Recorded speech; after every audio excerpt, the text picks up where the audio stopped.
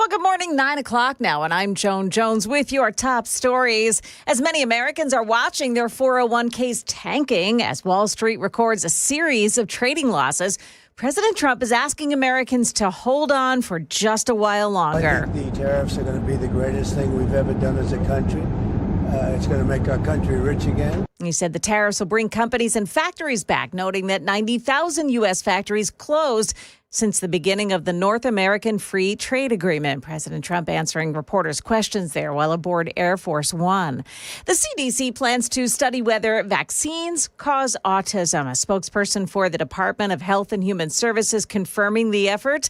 The department, now run by Robert F. Kennedy Jr., who has expressed skepticism about vaccine safety. ABC's Ann Flaherty covers healthcare for ABC News. HHS is not giving us a lot of details. I did ask, what exactly are you going to be studying? Who's going to be leading it? They didn't answer that question. We don't know exactly how they're going to be managing this. Kennedy has said that he has his own research and his own science that he would like to show people. So we don't know exactly what's going to happen, but we do know that he is going to take a fresh look at this. Here in Nashville, a woman was struck in the chest by a bullet fired outside her home last night. News 2's Megan Fee tells us this happened in East Nashville. The 1600 block of Trutland Place, that's in the McFerrin Park area. And this was reported just before midnight. Police say the woman was shot inside the duplex when she was in an upstairs room. She was taken to Vanderbilt in critical condition. The woman is said to be fighting for her life. In Hopkinsville, a 10-year-old airlifted to a Nashville hospital after a traffic accident. The driver of the child's car on Eagle Way when he tried to exit but realized it was the wrong exit. So the driver turned back onto Eagle Way but ended up colliding with a truck. A 2-year-old also taken to a hospital. And there was shock and anger at the Virginia Indoor Track Championships Friday after one runner attacked another with a baton during a race. It happened during the 200-meter relay at Liberty University when Caitlin Tucker was smacked on the head as she passed another runner suffering a concussion and a possible skull fracture, too. Her mother says neither the runner nor the coach has apologized. That is the latest news, traffic, and weather next. I'm Joan Jones, WTN News.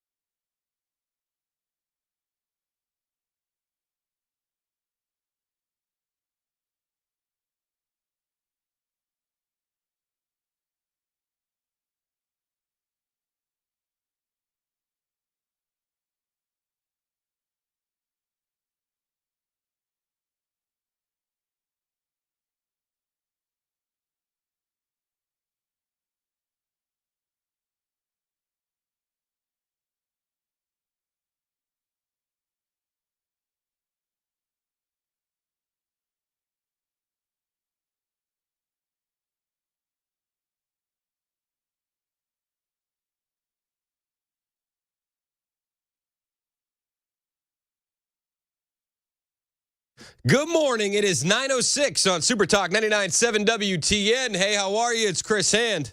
Show's brought to you by Better Water LLC, water filtration systems, water softeners, betterwater.com. I really felt like I was going to be late for work today. Not going to lie to you. Oh, yeah? Yeah, well, the government stole an hour of my life over the weekend, and it's really messing things up. Oh, yeah? I'm never going to get it back, and I'm very disappointed. No, it's like, dude, I had my alarm set, and then all of a sudden, usually my youngest son, Bishop, he's like first to rise. He's like in the room at like 5:30 usually. He's the rooster of the family. And yeah, he's a young rooster. And he didn't show up on time today. Oh no, a little behind. And so yeah, it almost screwed me. Luckily though, everybody else in Nashville was dealing with the exact same thing, and they didn't show up for work either because the roads were just empty today. Yeah, I was very happy about that. Whoa. there's a lot of spring breakers. Is that what's going on? Spring break? Mm-hmm. Yeah, it must be nice. Must be nice. Must be nice. For Metro Nashville, Wilson, Williamson counties, they're all on spring break. Okay. Well, then it should be an easy week getting into school. I mean, getting into work because there's no school. I love the summer around here because the traffic is so much lighter. Oh, yes. Oh my goodness, yeah. Unbelievable. Sign me up. More vacation for the kids at school. We need more. Homeschooling. Yeah, honestly, hey, shout out to homeschoolers. One of the big things that happened before, right as we were getting off the air on Friday, jobs report came out. And listen, you can look at it one of two ways. You can look at it for the positives, or you can be a negative Nancy about it. They added 151,000 jobs in February.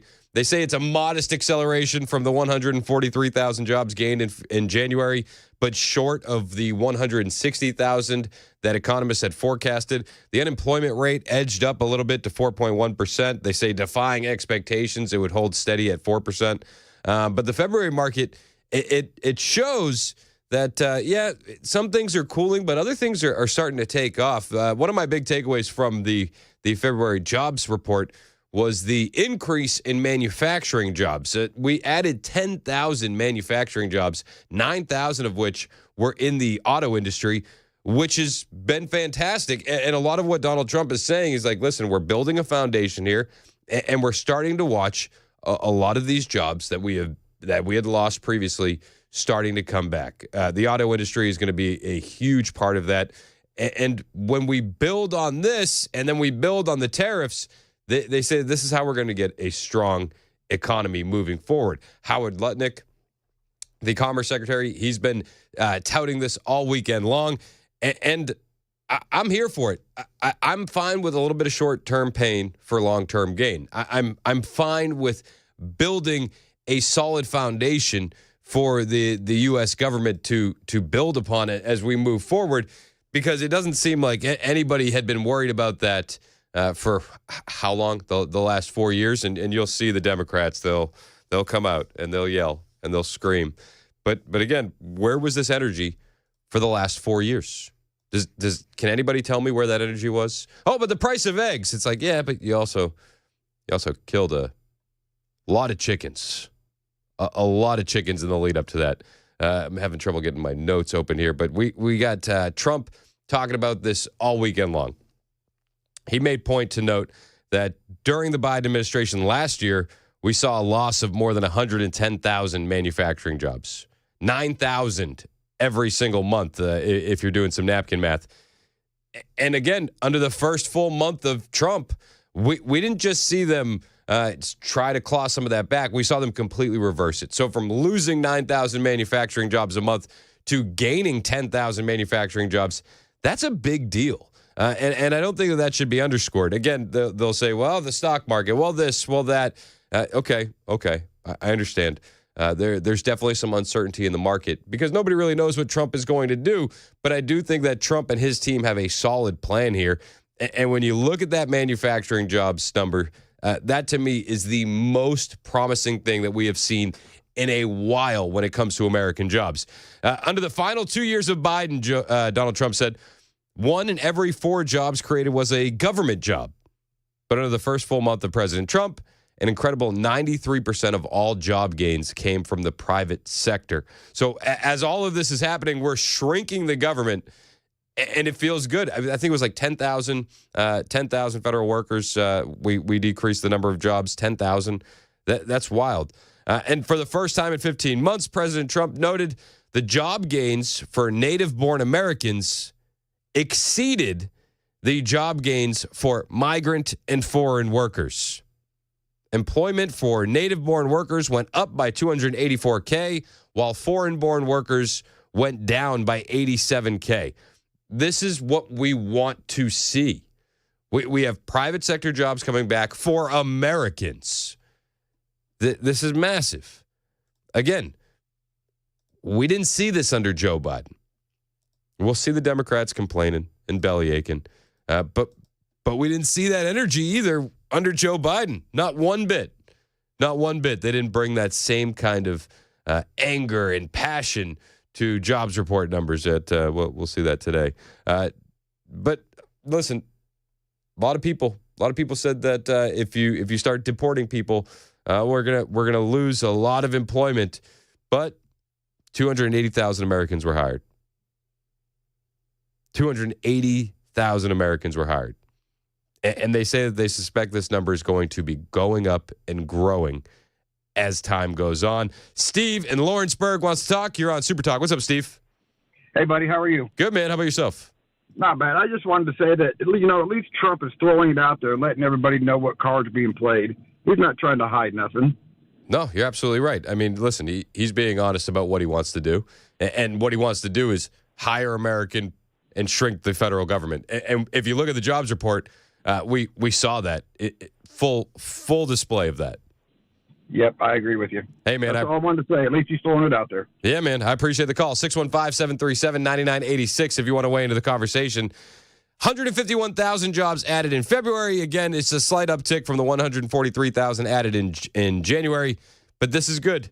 This is good. It might start slow, but we're going to see it start ramping up exponentially. And again, we're seeing a lot of savings in the federal government. Marco Rubio has announced that he's canceled 83% of the USAID programs. 83% of the programs directly funded and administered by the U.S. Agency for International Development were canceled by Secretary of State Marco Rubio. Rubio took to social media to announce the latest step in the administration's efforts to cleanse the deep state from the government institutions. This is from Breitbart. The decision came after a 6-week review of programs Rubio set out, citing their funding as antithetical to the core interests of the United States. He said, after a 6-week review, we're canceling 83% of the programs at USAID. The 5,200 contracts that are now canceled spent tens of billions of dollars in ways that did not serve and in some cases even harmed the core national interests of the United States. In consultation with Congress, we intend for the remaining 18% of programs we are keeping, approximately 1,000, to now be administered more effectively under the State Department. Thank you to DOGE and our hardworking staff who worked very long hours to achieve this overdue and historic reform. We saw a lot of talk over the weekend that there were some rifts between Elon Musk and Marco Rubio. Trump coming out saying that's fake news. If you believe it's fake news, Marco Rubio then confirming it right there in a tweet saying thank you to Doge. But the Trump administration last month placed USAID direct hire staffers around the world on leave, except those deemed essential, while others were fired or placed on administrative leave. Breitbart News reported. Employees were also notified that USAID was beginning a reduction in force that would eliminate 2,000 U.S.-based jobs. However, this was later changed in another notice to 1,600 employees having their jobs affected. Now, the results of that review have been delivered.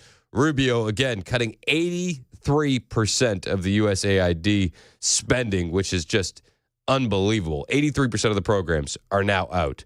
The layoffs of thousands of employees from USAID come after a Trump-appointed judge ruled that if the Trump administration deems it necessary to place thousands of workers on leave in order to review the U.S.-backed force assistance, they are allowed to do that.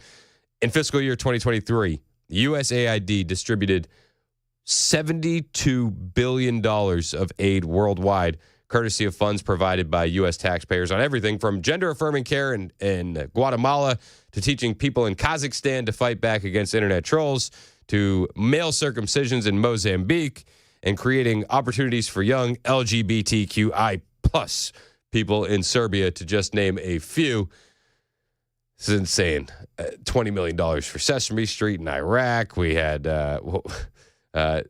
gender studies, money to have teachers hide gender identity from parents, gender studies in foreign countries.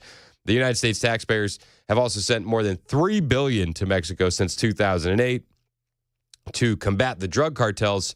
You tell me, has that been a good investment? $3 billion since 2008.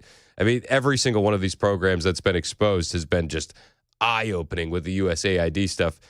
And now 83% of that has been absolutely shut down. Good.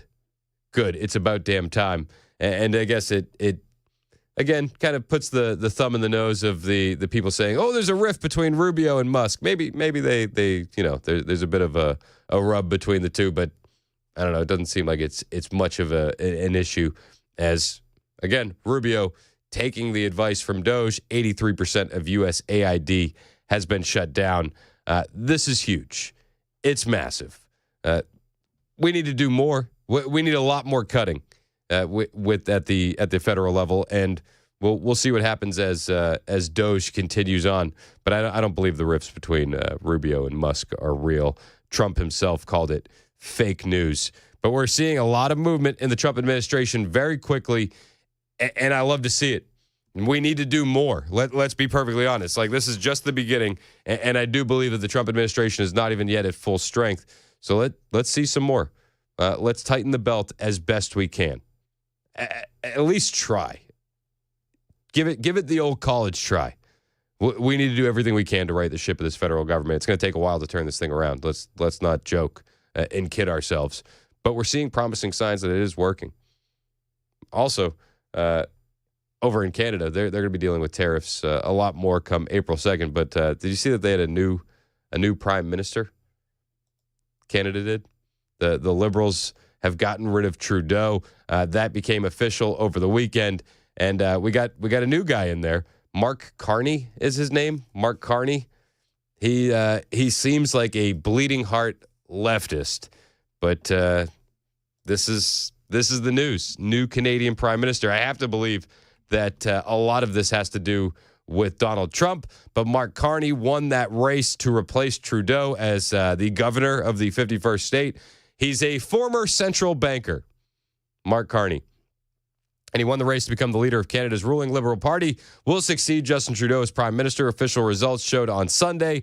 Carney will take over at a tumultuous time in Canada, reports Reuters, which is in the midst of a trade war with longtime ally of the United States under President Donald Trump and must hold a general election soon. Carney, 59, took 86% of the votes to beat former finance minister Chrystia Freeland in a contest in which just under 152,000 party members voted. There's someone who's trying to weaken our economy, Carney said of Trump, spurring loud boos from the party gathering. He's attacking Canadian workers, families, and businesses. We can't let him succeed. This won't be business as usual, Carney said. We'll have to do things that we haven't imagined before at speeds we didn't think possible. I don't know. There's nothing about Canada that scares me whatsoever. And there's nothing about this new guy, Mark Carney, that scares me at all. The most of the clips that I saw of him on the internet over the weekend are him being very, very worried about the dangers of climate change and how getting to net zero is really a massive priority for the state of Canada. Best of luck to you. We got a lot to cover on the way. It's 9:20 on Super Talk 99.7 WTN. If you want to join the conversation, multiple ways to do it. Super text line and phone lines, 615-737-9986. You can also watch the show over on Super Talk TV, Facebook, Twitter, Twitch, and our personal favorite, YouTube, with the most red-pilled YouTube chat that you'll find anywhere. Hit like and subscribe while you're there. It's 9:20 on Super Talk 99.7 WTN.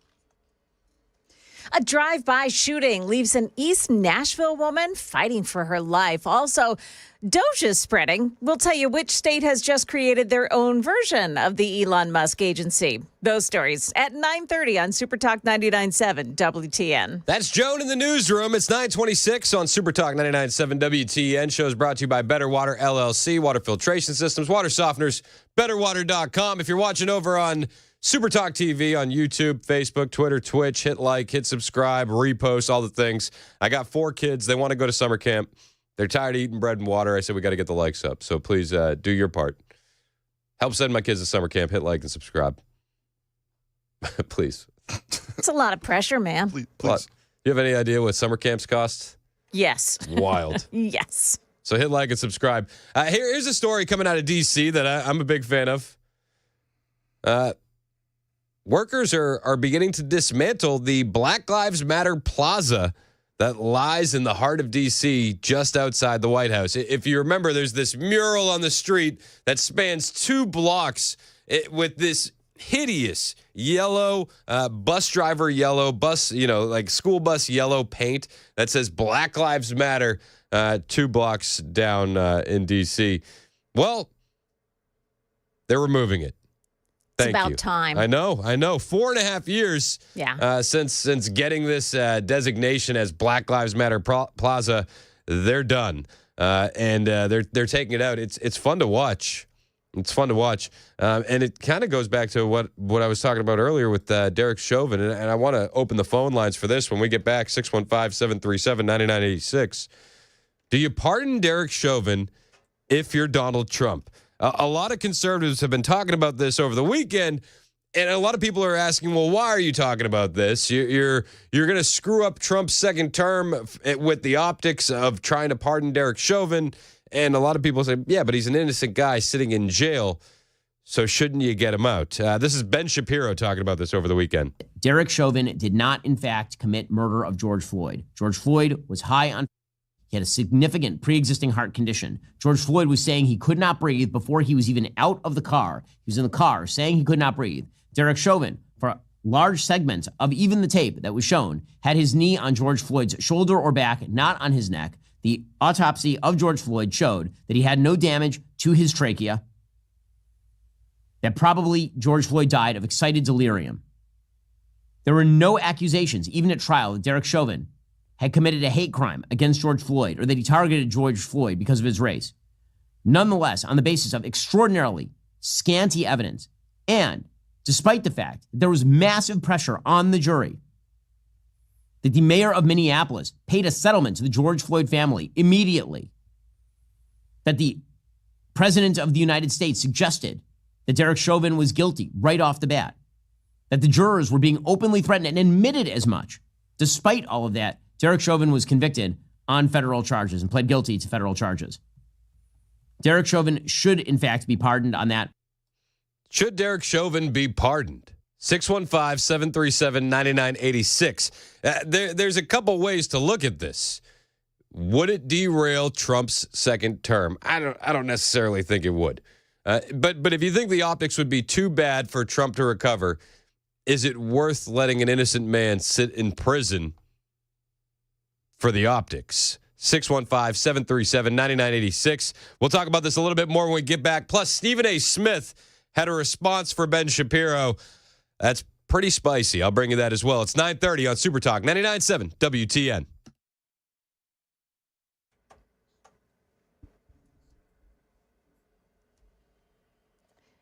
Well, hello there, 9:30. I'm Joan Jones with your top stories. 24 westbound lanes. Watch it this morning. Got a crash right at Joe B. Jackson Parkway, exit 84. The right lane all blocked off because of it. An East Nashville woman seriously injured by a bullet that entered her bedroom through the outside wall as a drive-by shooting was taking place in her neighborhood. She managed to call 911, but officers, they had to break through a window to get to her. Right now, she is in the hospital with serious injuries, and neighbors say that they heard multiple gunshots, then squealing tires as a car sped off. That's Channel 4's Joylyn Bukovac. In Murfreesboro, somebody was caught on camera breaking into a smoke shop located in the downtown public square. That is the robber throwing a rock through the window, shattering the front glass. He then stole a number of items and a box of cash before driving off in a silver mid-sized SUV. Nashville police have lost one of their own. Precinct Commander Anthony McLean died after having a heart attack at his desk last month. McLean had been on the force for 27 years. He was just 53 years old. McLean died of complications yesterday related to that heart attack.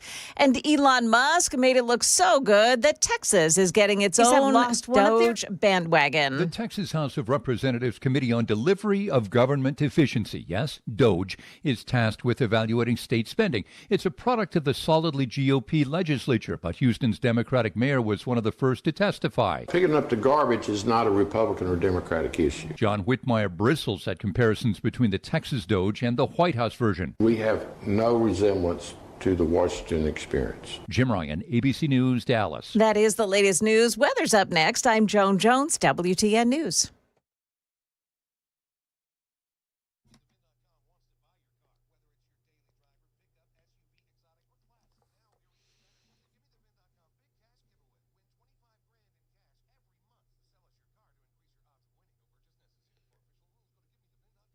Hey, it's Chris Hand for my friends at United Structural Systems. When it comes to these large home repairs, a lot of times, if you're a homeowner, you know this feeling. You pretend that you don't see the warning signs because, well, we're afraid of what we're going to hear. I mean, this could be something massive and expensive. It also could be nothing. This could be something very small that could be fixed very quickly. But the bottom line is we don't know, and we certainly don't want to be sold something that we don't need. We want peace of mind.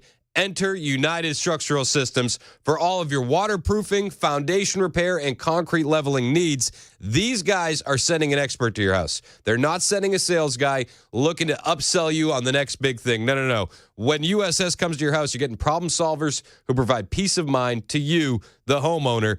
Again, not a sales guy trying to upsell you. This is massive. This is why they've been in business since 1994. This is how they've gained over 30,000 satisfied customers. If you have waterproofing issues, if you have foundation repair that needs to be done, give USS a call today, and they'll send an expert out to help you. 615-488-7855. 615-488-7855. United Structural Systems online at USSTN.com. Did you know you're overpaying for your health and wellness products? With over 20 company-owned brands offering its members vitamins, supplements, wellness, and skincare products, you're able to save up to 70% off retail. Members Nutrition can't change your life, but we can change the way you live.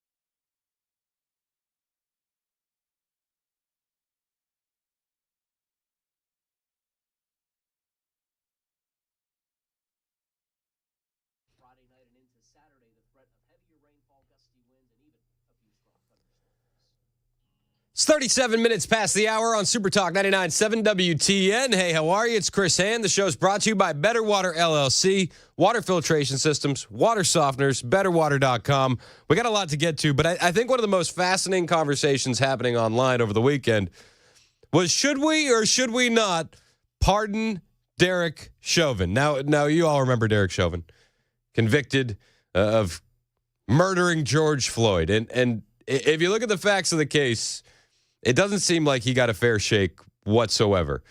Now, this story's coming up as this morning they're taking down Black Lives Matter. What is it? Black Lives Matter Plaza in D.C. The 2-block spanning art mural on the streets of D.C. that yells Black Lives Matter. That is being removed today in Washington, D.C. Good. All lives matter. This is not just a white or black thing, but everybody's life matters. Everybody has value in the eyes of God. Let's get that out of the way. But should we pardon Derek Chauvin? 615-737-9986. Prominent conservatives like Ben Shapiro making the argument all weekend long. Derek Chauvin did not, in fact, commit murder of George Floyd. George Floyd was high on... He had a significant pre-existing heart condition. George Floyd was saying he could not breathe before he was even out of the car. He was in the car saying he could not breathe. Derek Chauvin, for large segments of even the tape that was shown, had his knee on George Floyd's shoulder or back, not on his neck. The autopsy of George Floyd showed that he had no damage to his trachea, that probably George Floyd died of excited delirium. There were no accusations, even at trial, that Derek Chauvin had committed a hate crime against George Floyd or that he targeted George Floyd because of his race. Nonetheless, on the basis of extraordinarily scanty evidence, and despite the fact that there was massive pressure on the jury, that the mayor of Minneapolis paid a settlement to the George Floyd family immediately, that the president of the United States suggested that Derek Chauvin was guilty right off the bat, that the jurors were being openly threatened and admitted as much. Despite all of that, Derek Chauvin was convicted on federal charges and pled guilty to federal charges. Derek Chauvin should, in fact, be pardoned on that. Derek Chauvin should, in fact, be pardoned. Listen, I'm in the camp that I don't think Derek Chauvin should be sitting in a prison right now. Just plain and simple. I think that George Floyd overdosed. I think you can look at the toxicology report and come to that conclusion based on the fentanyl in his system. I don't think George Floyd should be treated as a martyr like many on the left do. That being said, what does this mean for the optics of Trump? Now Trump was asked about pardoning Derek Chauvin, and he said point blank that he is not considering it, but the conversation has still been going on all weekend long. Your allies are calling on you to pardon Derek Chauvin. Are you considering pardoning Derek Chauvin? No, I haven't even heard about it. No, hasn't heard about it. That was Donald Trump in the Oval Office on Friday. Hasn't heard about it. The conversation's been there online, though. Would you be willing to pardon Derek Chauvin? Is that something that you're up for? Or would you be worried that it would be an optics mess? 615-737-9986. Sean in Lebanon, Sean's a retired police officer. Your thoughts on a pardon for Derek Chauvin? Hey, Chris, good to talk to you, buddy. I absolutely think it needs to happen. There's enough high-profile things that have happened in the country in a short amount of time in that span there that don't rise to this level. You listen to the audio clip that you played of Ben Shapiro, and he nailed every point of it. You know, there was no compression to the trachea or any damage. The intimidation of the jury, the DA up there, and the mayor, you know, it almost seemed like they were colluding with this thing from the jump just because of the politics. And then again, you know, President Obama was not good for police and race relations in this country. You know, making decisions from the White House immediately. It's got to happen, but President Trump also has to realize you're going to have to get out ahead and have a positive media blitz on it for the reasons why he would do it if he does it. Do you think the optics would be too negative for Trump to want to dip his toe in that pool? I don't think it would be. I mean, again, he's been made a martyr, back in 2020. But I mean, again, they had to look at the facts, and they just have to hammer home the facts all the time, that it had nothing to do with race. It had nothing to do with the techniques that were trained by the Minneapolis Police Department at that time. They've since gone away from it, but even in the video in court, they said you could see that it was on the shoulders and not the neck. So I know how it happened, because again, it's 12 people sitting on a jury that, were ruling on emotions versus the facts, because of the intimidation and stuff. I mean, we had an incident up in Chicago with Laquan McDonald, and that incident with the 16 shots, that was kind of, the start of everything too, back in 2019. And, it's hard. It's very difficult to prove a first-degree murder case on a police officer, because there has to be intent. And when Jason Van Dyke went to prison for murder, it's a tough thing to say, but I didn't agree with it. The facts of that case was absolutely abhorrent. But I knew the minute I saw the video, the first two things that went through my mind was, one, there was no white shirt anywhere present, which is a supervisor up in Chicago. Mm-hmm. And, this had been going on for 30 minutes. So you have no supervisor that's even responded to the area to take charge or take command or take control. And you had all those officers standing around, and the minute Jason got out of the car, he was shooting. Yep. It's hard to argue, apples and oranges in that thing and say, well, I got out, I was afraid, but yet these other 13 police officers weren't. So I knew he was going to have trouble, but not to get on a side note there. But, it's just there's times that, like we always say, the good cops don't want the bad cops. Yeah. And, I've been doing this for 31 years and still doing it, and I won't say where, where. Yep. But it's, this situation with Derek should not have happened. The only thing that I truly disagree with, and I'm not familiar with Minneapolis's process, police officers should not be taking a jury trial for this very reason. You should rely on the rule of law and let the judge make the decision, with a better chance potentially at an appeal if, there was reason for it. But why there was a jury involved in this thing, God, I don't know. Hey. It wasn't good from the jump. Yeah. Hey, I appreciate your insights, Sean, as always. Thanks so much, man. 615-737-9986. A lot of people are saying, oh, well, Ben Shapiro's only calling for this because he's secretly a never Trumper, and he secretly wants to, just dismantle the Trump administration and set them off course and send them down a path that they don't want to be on. I don't know if that's necessarily the case. I think Shapiro's been pretty supportive of Trump. Maybe there's truth to that rumor. I don't see it, but I can definitely see the optics of this setting the Trump administration back. And there are other people, other voices out there echoing the same thing. Rob Smith, who was a big DeSantis guy, a big never Trumper for years and years.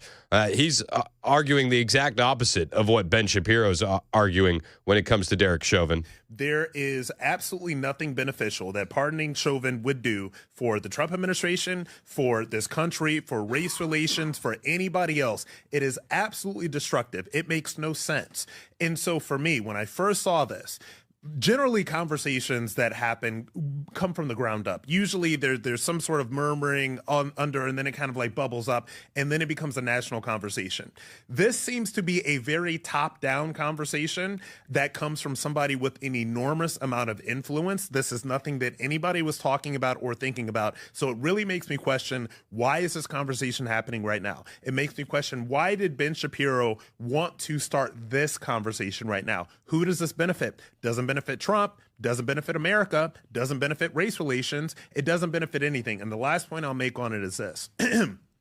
There are very few people that can actually really speak to in depth what was going on in that trial, how George Floyd actually died, et cetera, et cetera.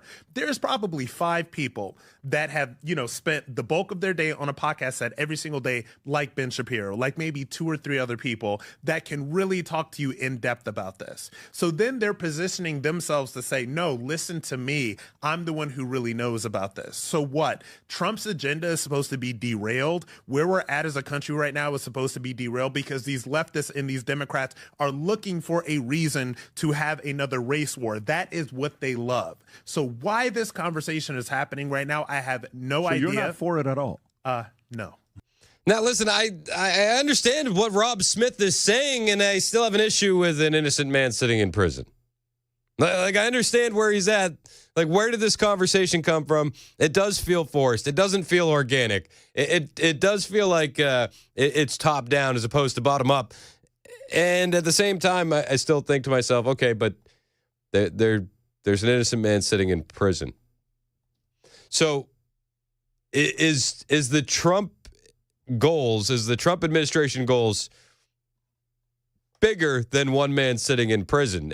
And do you not want to derail it for that? 615-737-9986. Dave in Smyrna, you're up next on Super Talk. What's up, Dave? What's going on, man? It's your favorite Hebrew. What's up, man? You doing all right? I'm good. You know, I'm glad you played the second clip because I hadn't heard it yet, and I was kind of thinking the same thing, but I'll split the difference with you. Do it on the way out the door. Trump does it on the way out the door. If you do it now, it's going to turn into a crap show. Yeah. And it's going to be a debacle of the first order. You know, all the rent-a-mob hooligans that are busy destroying Colombia and screaming that Israel is a genocide state, they're just going to switch gears, and it's going to turn into the summer of love all over again. I mean, I 1,000% understand what you're saying. Like, yeah, you got a guy who's probably innocent sitting in jail. Yep. So again, split the difference. Do it on the way out the door, and that's how I think you take care of it. Yeah, I mean, and I appreciate the call, Dave. If I'm Trump, I'd say, listen, I think the trial was unfair, and I think that you should get a new trial. And I would push it more that way and get it away from the administration personally. Brian in Nashville, what are your thoughts? Bro, this guy, when this happened, my son was a police officer, and I asked him about the training that they have because I think it goes to training. But I think he's innocent. No doubt about it. The guy was ramrodded by the time. Yep. And I mean, you and Matt have an unbelievable knack at cutting to the simple. And I'm a KISS, keep it simple Simon kind of guy. Yep. You cut it simply. It's a wrong and it needs to be righted. And I think he's innocent. And I just that guy who called, who's a police officer, been in Chicago or whatever his background is, that's one of the smartest discussions I've ever heard on radio between you two. Oh. He broke it down. You listen. Well, that's all Sean, man. He knows exactly what he's talking about. Dude, that guy is the real deal. If we've got him down here in Tennessee, we're lucky to have somebody like him. Amen. He needs to be a police chief somewhere. But I'll tell you this: if you walk a mile in a police officer's shoes, that's all I'll say. Yeah. Let you go. I hear you, Brian. I appreciate the call. Now, not. There were some people that disagree with Ben Shapiro politely, like Rob Smith did. You know, hey, where's this coming from? Feels forced. There are other people who lost their mind over Ben Shapiro suggesting Derek Chauvin should get a pardon. One of those people was Stephen A. Smith, who I do think Stephen A. Smith has presidential aspirations, but Stephen A. Smith suggested that if George Floyd was Jewish, Ben Shapiro wouldn't be calling for Derek Chauvin's pardon. I'll ask you another question, Ben Shapiro. You know, you brought up, drug use. You brought up a criminal record, if I remember correctly. I think that's what you said, right? Right, Ben Shapiro? Just a simple question. Respectfully, sir. Would you have taken that position if George Floyd was a Jewish person? A white Jewish person? If a black cop had his knee on a white Jewish person for over 9 minutes, Ben Shapiro, would you have called for that individual to be pardoned? I'm just asking. It's a rhetorical question because you know what I believe the answer to be is, right? Now, I completely disagree with Stephen A. Smith here, but I do think it gives you a glimpse into how your average leftist is going to react if Derek Chauvin was to be pardoned. Just with anger and just losing their mind. Would you do this if it was a Jewish person? It's like, oh, come on. Come on. Do you think Derek Chauvin would even have a life outside of a prison at this point? I think he would. It's how about the cop who was involved with the Michael Brown incident, the hands up, don't shoot? Yes. I mean, he's a free man now, and he had to move away, change his identity, change his appearance. I can't remember what his name is. Yeah, he's relatively forgotten. I do think the majority of the public couldn't pull Derek Chauvin out of a lineup. I think you're right. So I think you could get back to a normal life. But I just think if you're an innocent man sitting in prison, well, you shouldn't be. Optics be damned. It's 9:53 on Super Talk 99.7 WTN.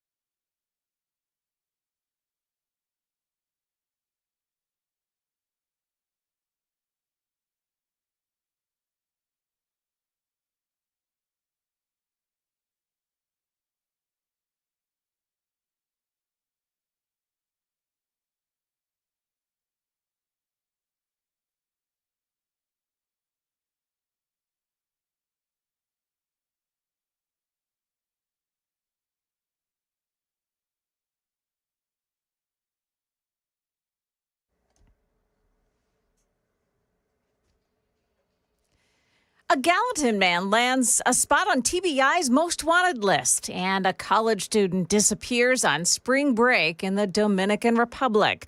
Those stories coming up at 10 o'clock on Super Talk 99.7 WTN. That's Joan Jones in the newsroom. My name is Chris Hand. The show's brought to you by Better Water LLC, water filtration systems, water softeners, betterwater.com. Tomorrow, Trump officials meeting with Ukrainians in Saudi Arabia. For that whole incident that happened in the Oval Office, I think that was an important step. And there's been a lot of discussion between our teams and the Ukrainians and the Europeans who are relevant to this discussion as well. And I would like to describe it as progress. And so I would hope that there's a deal. What's on the table, what's important to discuss are, obviously, security protocols for the Ukrainians. They care about that. The territorial issues, the utility plant. But these are not complicated things. They just need to be put on the table, and everybody needs to be transparent about what their expectations are. Then we can begin to have a discussion around how we compromise. Well, now your plane leaves in 48 minutes. And I would ask you this. What is your best tip for dealing with the jet lag that you surely must have to deal with? Oh, what about the jet lag, says Fox News. That was Steve Witkoff, special envoy to the Middle East. Nobody cares about the jet lag. He's heading to Saudi Arabia. Trump officials meeting in Saudi Arabia with Russia, Ukrainian officials. The left melting down all weekend long about Russia, Ukraine. Donald Trump has some thoughts. We'll bring it to you next. It's Super Talk 99.7 WTN.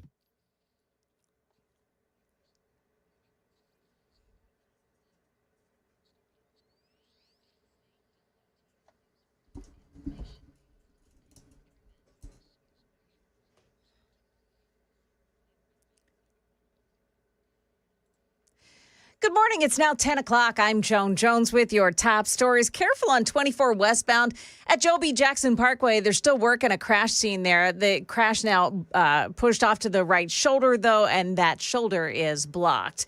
TBI has added a Gallatin man to their most wanted list. Little Page Drake III is his name. They say he should be considered armed and dangerous. He's wanted in the death of a woman that was shot and killed inside of a Gallatin home Thursday morning. Police are telling us this was a domestic situation. There is now a $2,500 reward on the table for information leading to an arrest. That's Channel 4's Alexandria Adams. A Nashville man's been arrested after his two Alaskan Huskies attacked a neighbor's elderly English setter, causing serious injuries. That setter had to be put to sleep. Now, after reporting the attack to police, they discovered that the owner of the Huskies had been charged in previous attacks made by the dogs, and there was a euthanization order that had been overlooked. David Bishop has been arrested and charged. No word on if police have now followed through on the euthanizing of the Huskies. In Lancaster, Pennsylvania, a small plane crashed into a parking lot at a retirement home shortly after takeoff yesterday afternoon. Nobody on the ground was injured, but 12 cars caught on fire. 5 passengers were on board.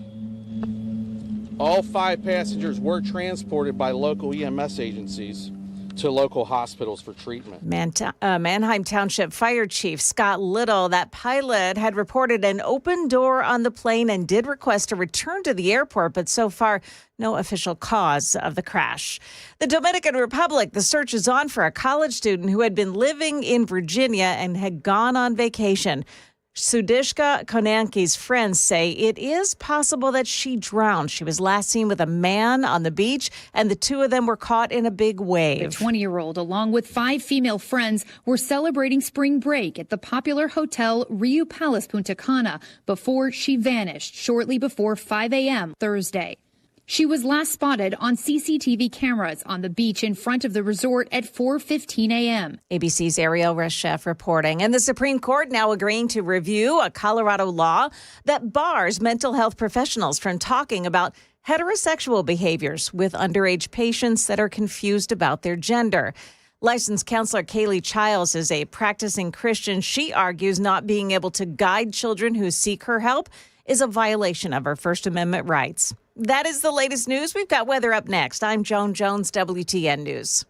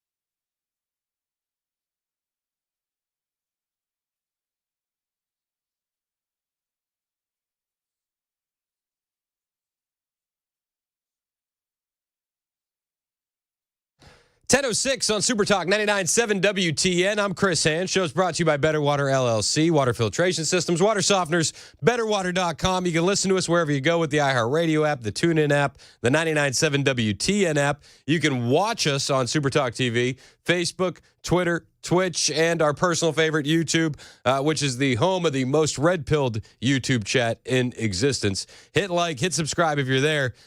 So the Trump administration, they're sending officials this week, Saudi Arabia, to discuss peace with Ukraine. I'm here for it. I think that too many people have been dying in this conflict, a conflict that never would have started if Trump had been president. I think we can all agree on that. But we got to find a way to end it, period, point blank. Like enough young men have lost their lives, enough young women have lost their lives. Can we stop? We have over 1 million dead. Can we find a way to make peace? Well, if you talk to the screaming liberals over on MSNBC, well, I don't think they want peace at all. I think they want you to admit that Ukrainians are the best ever, and we have to do everything we can to support them. There was actually an MSNBC panelist over the weekend who said Ukrainians are more American than we are. The person who's watching, who just heard you say Donald Trump is not standing up for Ukraine, what do you say to the person who says, well, I don't care about Ukraine. I want Donald Trump to stand up for America? What do you say to them? I don't know where you got that. I mean, I don't have time for it. Yes, but we hear it. We hear it. Here's the thing. Where did you grow up? Did you grow up in a place where you thought the Russians were the good guys? What part of America did you grow up in where they taught you the Russians were the good guys and our allies were the bad guys? That's the flip here. Putin never called me no Nazi. I'm just saying. We need to continue to remind people the Russians are the bad guys. They're raping women. They're killing children. They're bombing cities. The Ukrainians are the noble good guys. In some ways, they're more American than we are over the last couple of years. And we must stand with them in the same way we stood with the Allies in World War II and since this country was founded. This is not just about Ukraine. This is about the core and the integrity of American values. And that's what he's also betraying. Not just Ukraine. He's betraying America. Trump is betraying American values by pushing for peace. He's betraying Ukrainians who apparently are more American than we are. And listen, both can be true. Putin can be a bad guy. Russia can be bad, and we can still push for peace. How exactly are you betraying the Ukrainians by trying to find middle ground in peace so that way Ukrainians stop dying and Ukrainian cities stop being blown up? Can somebody explain that to me? How is that betraying them? You're trying to get a rare earth minerals deal so that way there's no daylight between you and Ukraine. So that way the Russians see no daylight between us. And that's betraying Ukraine. These leftists are just completely unhinged. They're more American than you are. I don't necessarily agree with that whatsoever. Not the craziest thing that we heard on mainstream media all weekend long. Congressman Auchincloss, Jake Auchincloss out of Massachusetts, this young whippersnapper of a congressman who barely fits in his suit, he said, Americans are livid about how Trump behaved in the Oval Office with Volodymyr Zelensky. He said this over the weekend on CNN. As well, we were doing a town hall in the biggest city in my district. Democrats still do town halls. And this city voted for Donald Trump in 2024, first time in 100 years. The most resonant theme of the day that I heard from these Americans was how livid they are about the way that President Trump behaved in the Oval Office with Volodymyr Zelensky. I don't believe that at all. I went to a town hall in Massachusetts in an area that voted for Donald Trump, and they were so upset about how Trump treated Volodymyr Zelensky. No, things that never happened. Zelensky flew to Washington, but he walked into the Kremlin. And the propaganda that they heard from the commander-in-chief made Americans feel less safe and made them feel ashamed. This is an opportunity for congressional Republicans to distance themselves from this abomination and to demonstrate that Americans are going to stand for freedom and democracy. Because with all due respect, people do win wars. The United States won World War II. It made this world safe for freedom and democracy. We are now making it less safe for freedom and democracy by giving Russia all the cards that Donald Trump claims they have. Well, I would add it's time for America to have all the cards. I don't want to see anyone. I don't want American daughters and sons going to fight wars just like I did. Yeah, listen. Can we end the war? Can we stop slow walking towards World War III? Can we do that? No, Jake Auchincloss doesn't want that. He wants you to just know that everybody at the town hall that he allegedly was at over the weekend was very, very upset about the way President Trump acted. You know, the panelists, the leftists that are screaming out as loud as they can for anybody to hear, they won't really tell you how good peace could be. Donald Trump was on Air Force One saying something major could happen this week in regards to peace talks with Russia and Ukraine. I hope something does happen. We need some peace. We need some stability in that region. Now, the leftists and the media panelists, they'll scream, and, oh, he's betrayed Americans. He's betrayed Ukrainians. Okay, explain that. Explain how. They never really dive deep into that. They just say, oh, how could you do this? Meanwhile, the ones that are supporting Ukraine are surrounding J.D. Vance and his 3-year-old while they're out on a walk in Ohio. Yeah, that's how you win people over, right? You surround them and their kids. And then J.D. Vance stopped, and he spoke with these protesters for a few minutes, and nothing got through to them. So he said, I got to move on, guys. He posted this on Twitter about the exchange he had. Today, while walking my 3-year-old daughter, a group of Slava Ukraini protesters followed us around and shouted as my daughter grew increasingly anxious and scared. I decided to speak with the protesters in the hopes that I could trade a few minutes of conversation for them leaving my toddler alone. Nearly all of them agreed. It was a mostly respectful conversation, but if you're chasing a 3-year-old as part of a political protest, you're a person. Yep. Shouting at a man while he holds his 3-year-old. I don't know. I don't know how I would react to that. Well, I probably do know how I would react to that. See me on WSMV that evening. Let's be honest. But this is the current state of the left. They scream and they yell and they say, we can't do this. We shouldn't do this. And it's like, Trump just wants peace.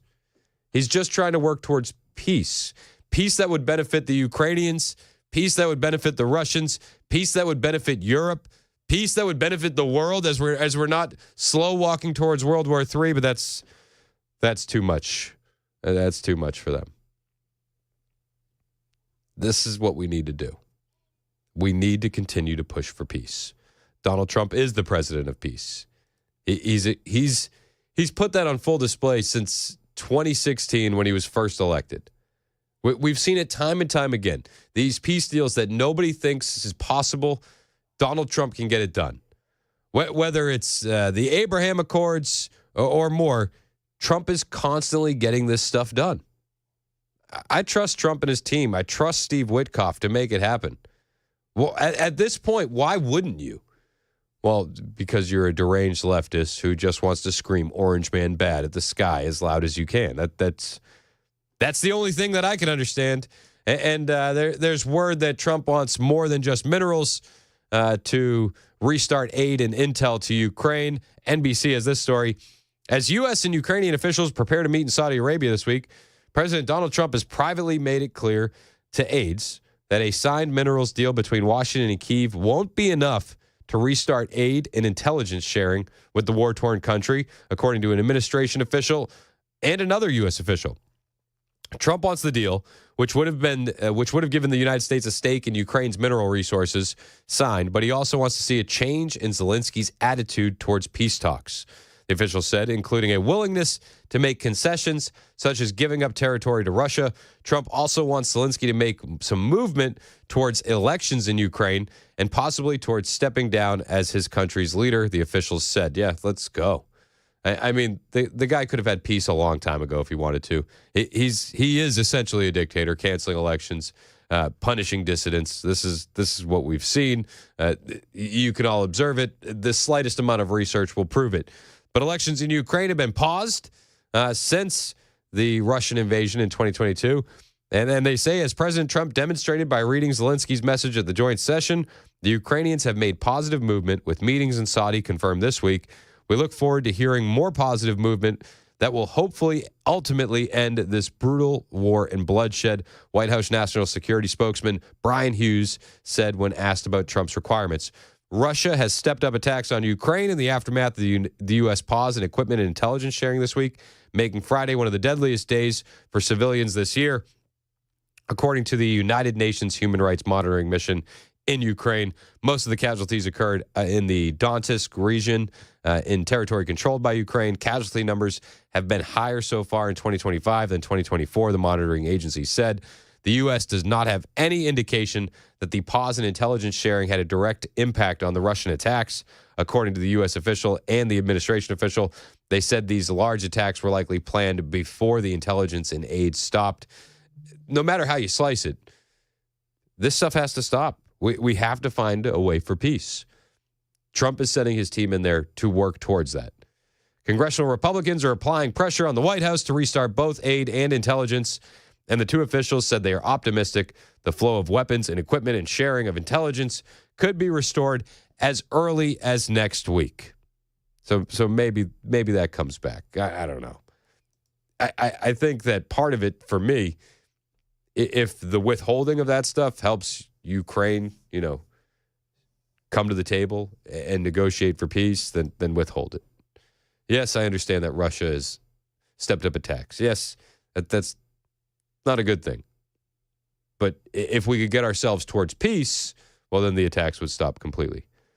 The official said the U.S. is still sharing defensive intelligence with Ukraine. That is information that helps Ukraine's self-defense against attacks, explaining that they still have a duty to warn, but they are not providing targeting information against Russian targets. I think that's the big thing. Yeah, we're still going to help you out if we know something's coming, but we're not going to help you on the offensive. So it means that the U.S. can warn Ukraine when intelligence shows that Russians are preparing an attack, but no longer provide the targeting coordinates for Ukraine to strike first. The U.S. has been providing Ukraine with targeting information, satellite imagery, and signals intelligence for most of the past 3 years. European allies are now working to bridge some of the gaps, but the lack of U.S. intelligence is already having an impact on Ukraine every day, according to a Western official. Every day hurts Ukraine, and every day gives Russia a more favorable position, the official said. Take all that with a grain of salt, as they're unnamed, and this is NBC.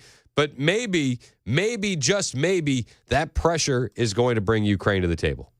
One can only hope. One can only hope.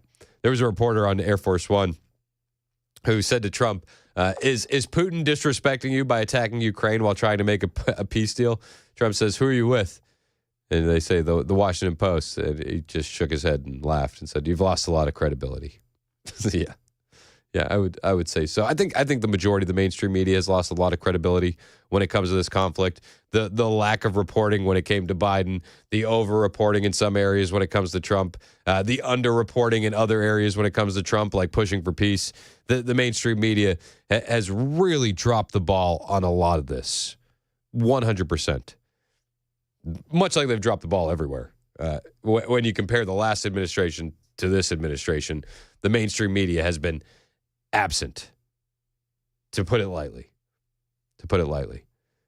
We need peace. Trump and his team want to make it happen. Do the Ukrainians want to make it happen?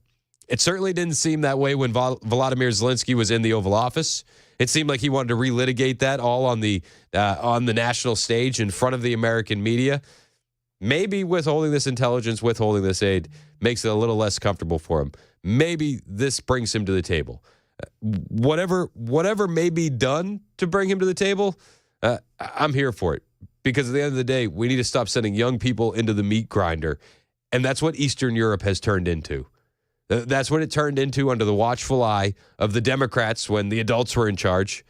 And that's what it continues to be. And it seems like Trump is one of the main figures in wanting to end this. And I pray that he ends it soon. It's 10:20 on Super Talk 99.7 WTN.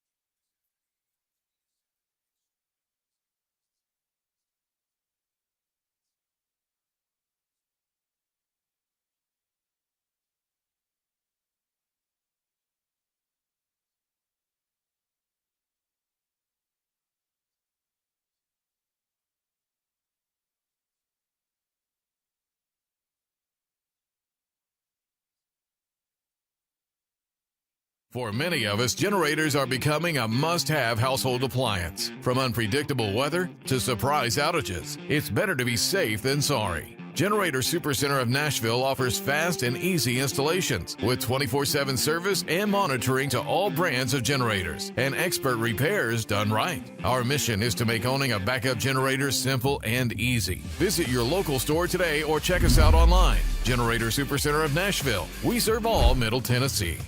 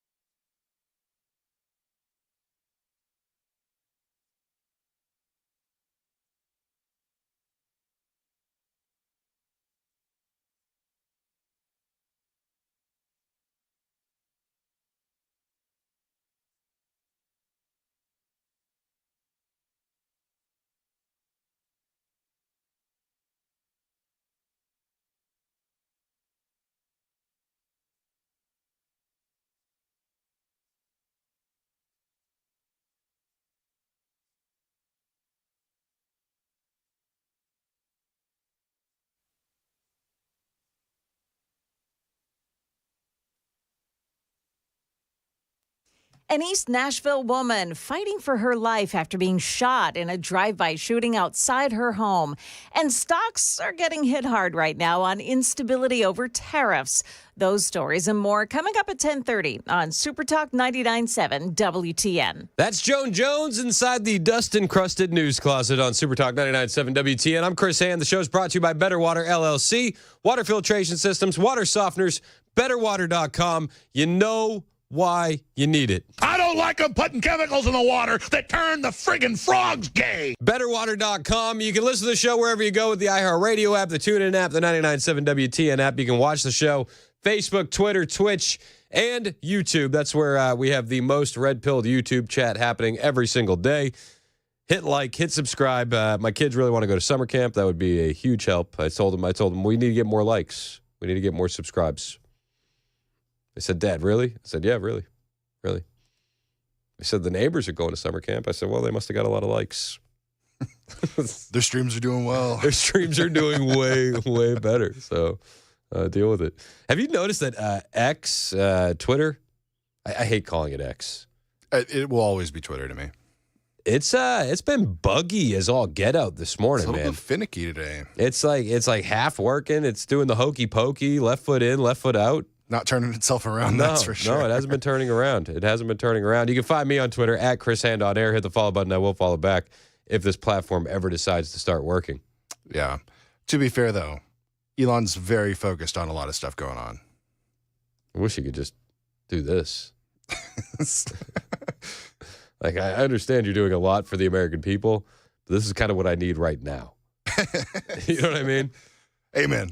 I know Doge is pretty important to you, but I understand. Rubio got rid of 83% of the USAID funding. Like, we're happy. We're happy. I'm just sitting here wishing that that your social media platform would work. Donald Trump was talking about Ukraine I think this was Friday in the Oval Office, and he was talking about the Russia-Ukraine conflict, and he said that Ukraine is actually much harder to deal with. I'm finding it more difficult, frankly, to deal with Ukraine, and they don't have the cards. They don't have the cards. As you know, we're meeting in Saudi Arabia on sometime next week, early. Tomorrow. And we're talking, I find that in terms of getting a final settlement, it may be easier dealing with Russia, which is surprising because they have all the cards. I mean, they're bombing the hell out of them right now. And I put a statement in, a very strong statement. Can't do that. You can't do that. Mr. President. We're trying to help them. And Ukraine has to get on the ball and get a job done. Ukraine's got to get on the ball. Listen, it's going to take all parties to bring peace to that region. It's not just going to be Russia. It's not just going to be Trump in America. It's not just going to be Ukraine. We need all people on board to fix this conflict. Point blank, period. It's not going to get better until Ukraine is like 100% in. Period. Trump said that yesterday from the Oval Office, and he's absolutely right. I think that we also need to come to the realization that if Ukraine wants to be prosperous and have peace for the long term, we're getting to an area where Zelensky's going to need to step down. Trump is saying that, before they restart intel sharing, before they restart aid, he wants Zelensky to move towards peace and to announce some elections. Again, that was according to a report from NBC. But they're in the middle of trying to figure out this mineral agreement. And he wants Zelensky to shift his stance on the peace talks because Zelensky's been talking a big game, acting very, very tough. For what reason, nobody's really sure.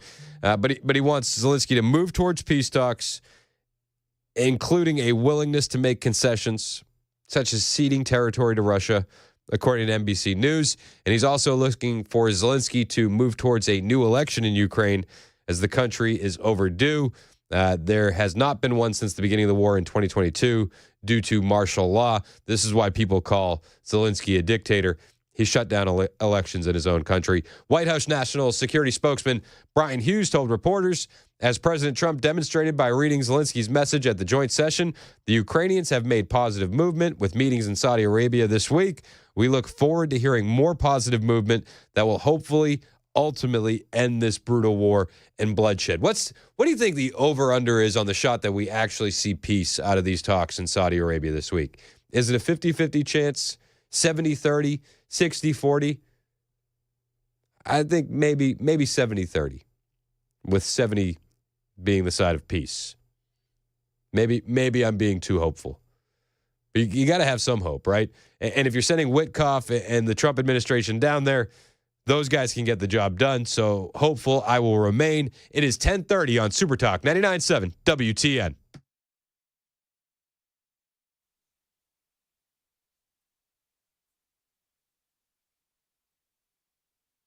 It's 10:30. I'm Joan Jones with your top stories. A woman was shot while lying in her bed in East Nashville overnight, the victim of a drive-by shooting. This happened after 11 o'clock on True Lane Place, where police had to break through a window to rescue that woman.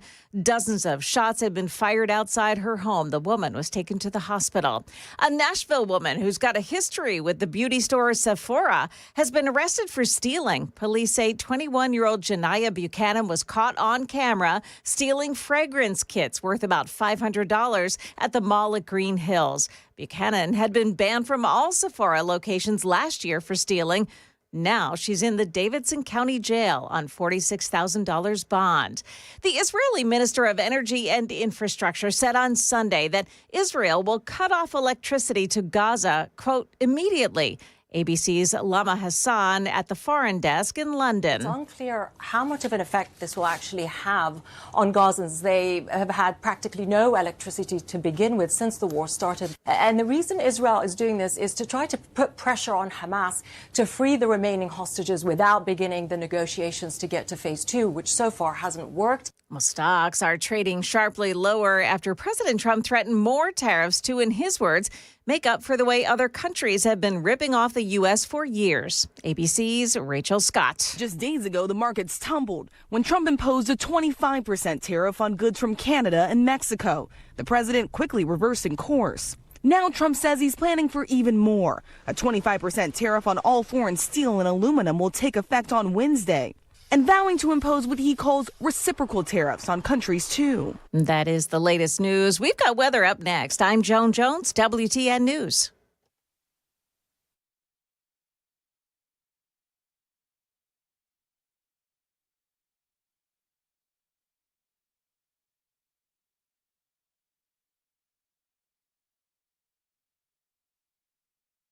Did you know you're overpaying for your health and wellness products?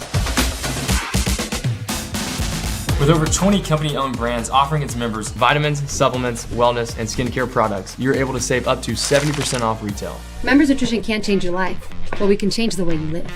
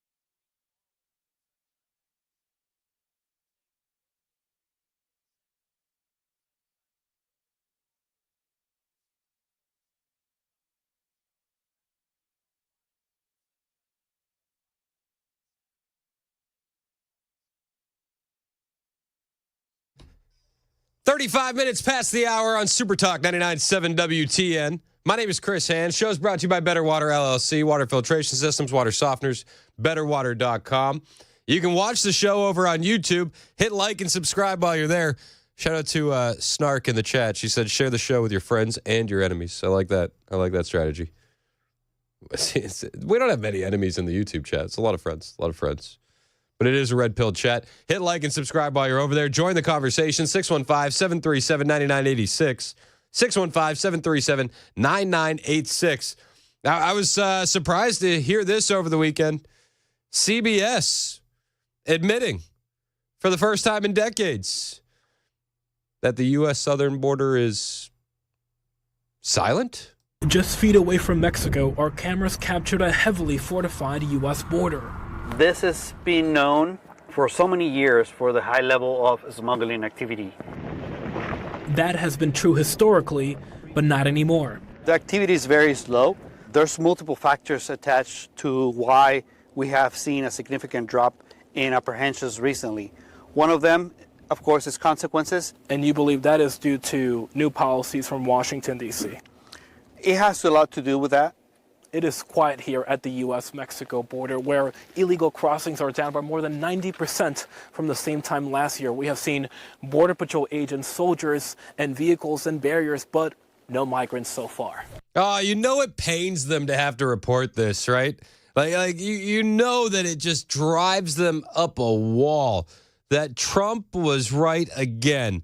We didn't need a bipartisan border bill. We didn't need new laws on the books. We didn't need a boatload of new funding.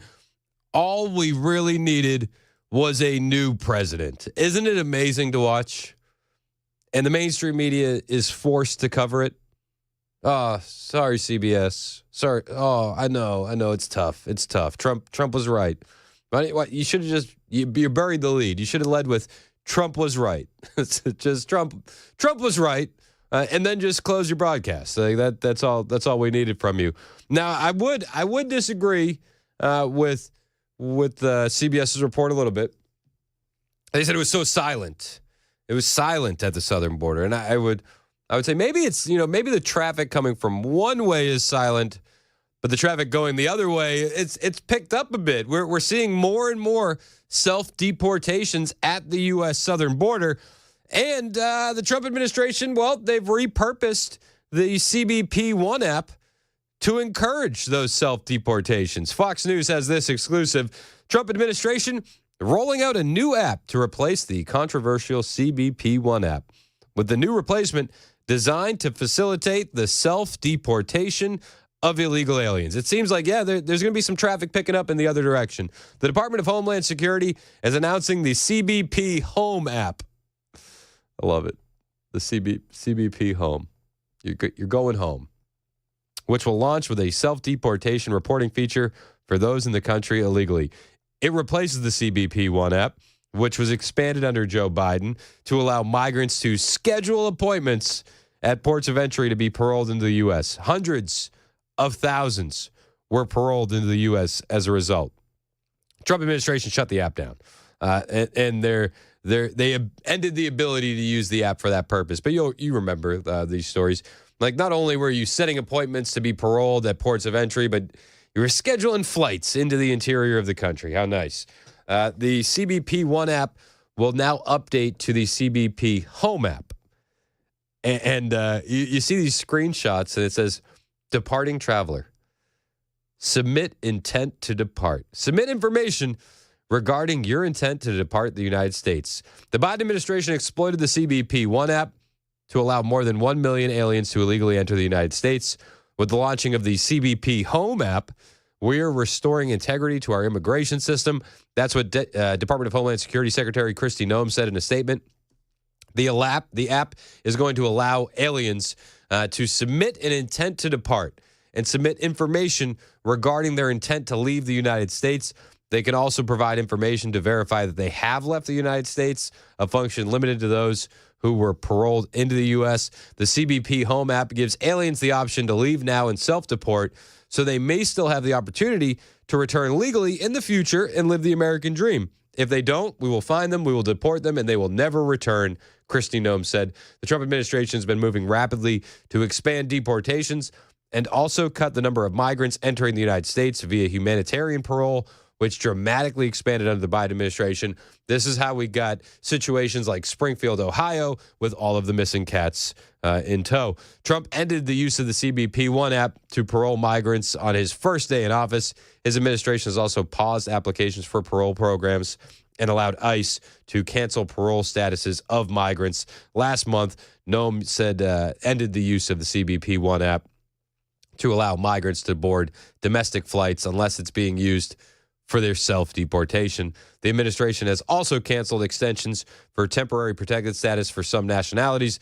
Meanwhile, the administration touted a sharp drop in migrant crossings at the southern border, 90%, according to that CBS report, which it just pains them to say it. And a lot of people are self-deporting, a lot, including one former employee of one congressional rep who goes by the name Alexandria Ocasio-Cortez. Yes, Alexandria Ocasio-Cortez had an illegal alien working for her and her office. Isn't that? I'm the boss. I know. Listen. Well, there was an illegal alien who was working for AOC, and that illegal alien is now self-deported. No word on if they used the CBP Home app update of the CBP One app, but I can only assume that they didn't. They say an illegal migrant, this is from the New York Post, an illegal immigrant who once worked for Rep. Alexandria Ocasio-Cortez's campaign has moved to Colombia in frustration over the pace of immigration reform in the United States. Oh, so sad. So sad.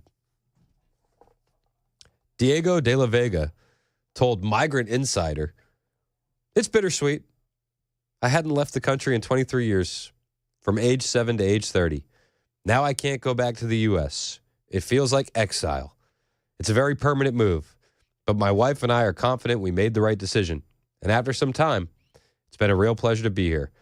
De La Vega came to the U.S. when he was 7 years old, but ended up illegally overstaying his visitor's visa. He said protections are going away regardless of who's in the White House. The strategy hasn't adapted to the modern era. Biden had a trifecta, the House, the Senate, and the White House, but dropped the ball. Was Biden holding the ball? Was somebody else holding the ball for him? So AOC, on her campaign, had hired an illegal alien. It's poetry, really. And that illegal alien has now self-deported because things aren't getting better when it comes to immigration reform. You could make the argument that this is actually what we're witnessing with these self-deportations. Is things getting better? You could absolutely make that argument. I would make that argument. De La Vega first became politically active in 2010 after the DREAM Act, which would have offered a path to legal status for illegal aliens brought to the U.S. as children, but it failed to pass the Senate by 5 votes. Despite his illegal status, Diego de la Vega had no trouble rising in the ranks of the Empire State Democratic politics. Yeah, no kidding. No, color me shocked. From 2019 to 2021, he worked as a special assistant to former Harlem Assembly member Robert J. Rodriguez. He also interned for U.S. Rep. Carolyn Maloney, and he signed up with AOC in 2022, holding various positions before rising to Deputy Communication Director, a post he held until December, according to his LinkedIn. Diego is amazing, Ocasio-Cortez told Migrant Insider. We love him. Reps for AOC did not respond to requests for comment from the post. So you mean comments like she was paying an illegal alien to work for her? Deputy Communications Director? Like, that's all. You're getting paid a lot of money in that position, I would imagine, right? Like what? Like around 100K, 80,000, 70,000? What? How much are you getting paid in that position? A job that could have gone to an American citizen, but they gave it to an illegal alien who has since self-deported. We were always honest with voters in New York City, De La Vega said of his time with Ocasio-Cortez. We didn't dumb it down or tell them what they wanted to hear.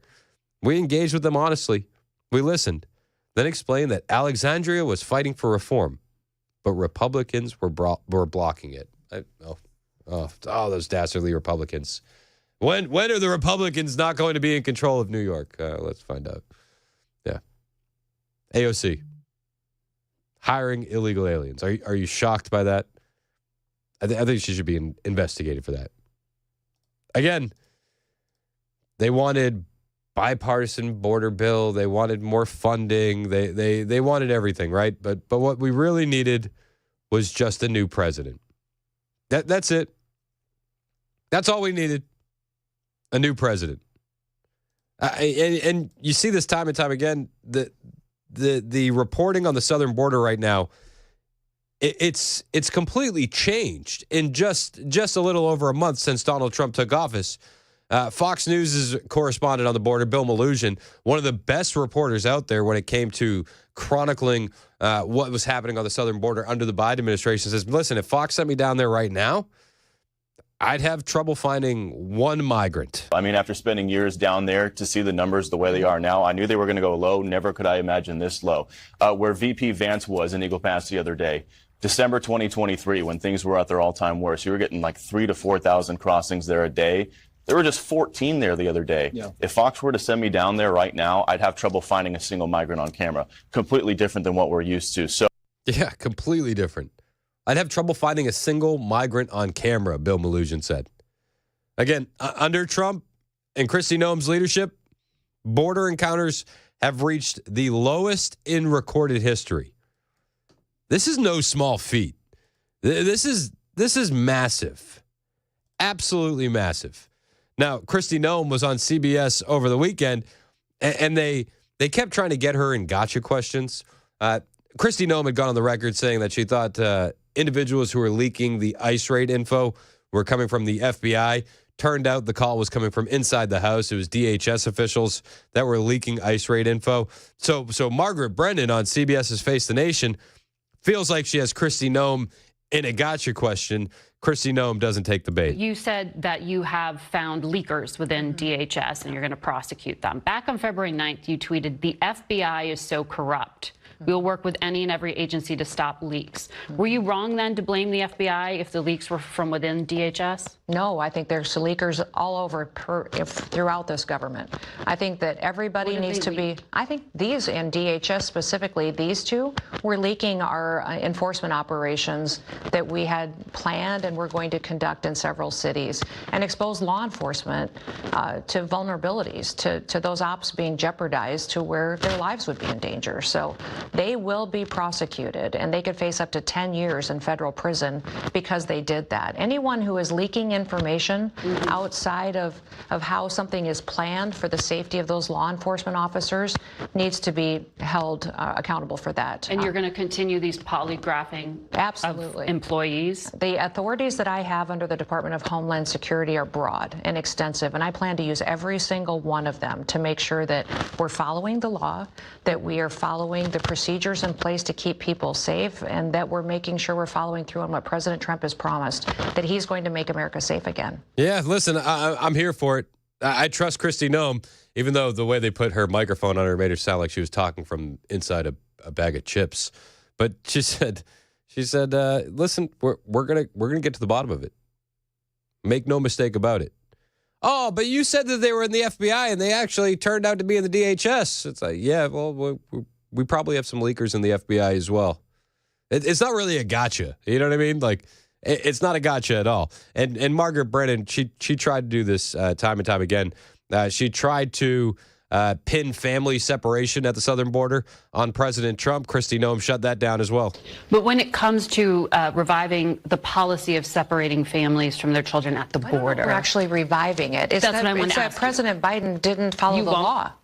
He didn't follow the law in the fact that it's always been equally applied until his administration. And then he made decisions to ignore federal law in how he handled immigration and enforcement within our borders. And so today we're expanding our team at ICE, and we're going to have an acting director in Todd Lyons, who has a long history with Tom Homan. They have worked together to build on these enforcement operations. So we're also naming a deputy secretary in Madison Sheehan that was going to be another expansion of this team. They've done incredible work cleaning up our communities and making them safer. Adding more people to the team with Todd and with Madison is going to allow us to partner with local law enforcement officials to make sure that we truly are following through on enforcing the law. And if you break our law, then there's going to be consequences. Yeah, we need consequences. We need accountability. And as Kristi Noem said, President Biden and his administration, they didn't follow the law. Not one tiny bit. They tried to make that southern border as weak as humanly possible. And, you know, to their credit, they accomplished quite a bit. This administration, not playing the same games that Biden and his team did. Not even attempting to play those games. Oh, but families are going to be separated. So, yeah, well, that's how we always have done it. Biden just didn't follow the law. You surprised? No, not one bit. It's 10:51 on Super Talk 99.7 WTN.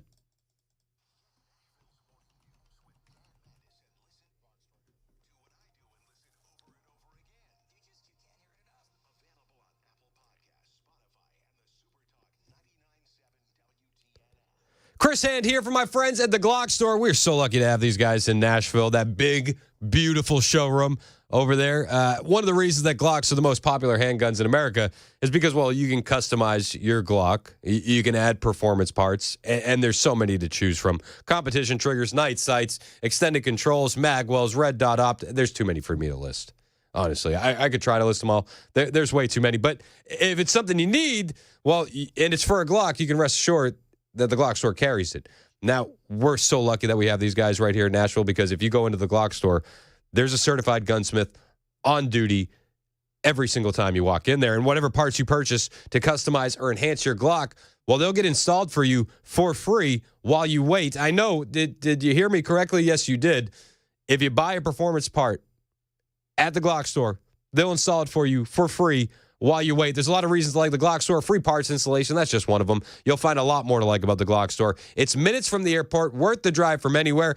And if you're watching us online and you can't make it to the showroom in Nashville, you can always shop online, glockstore.com.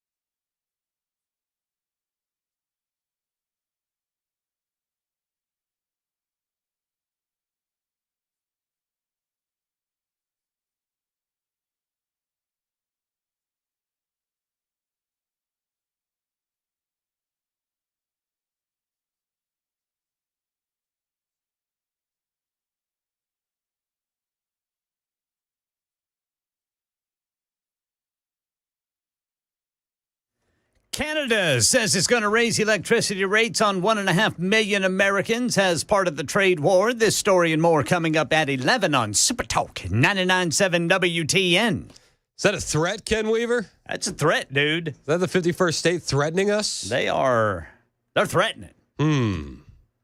Yeah, this fella by the name of, what is his name? Oh, yeah, Doug Ford. Oh, Doug Ford. Premier of Ontario. Not impressed with him. Not impressed. Good luck. Best of luck. Again, we've done this a couple times, and I feel the need to repeat myself.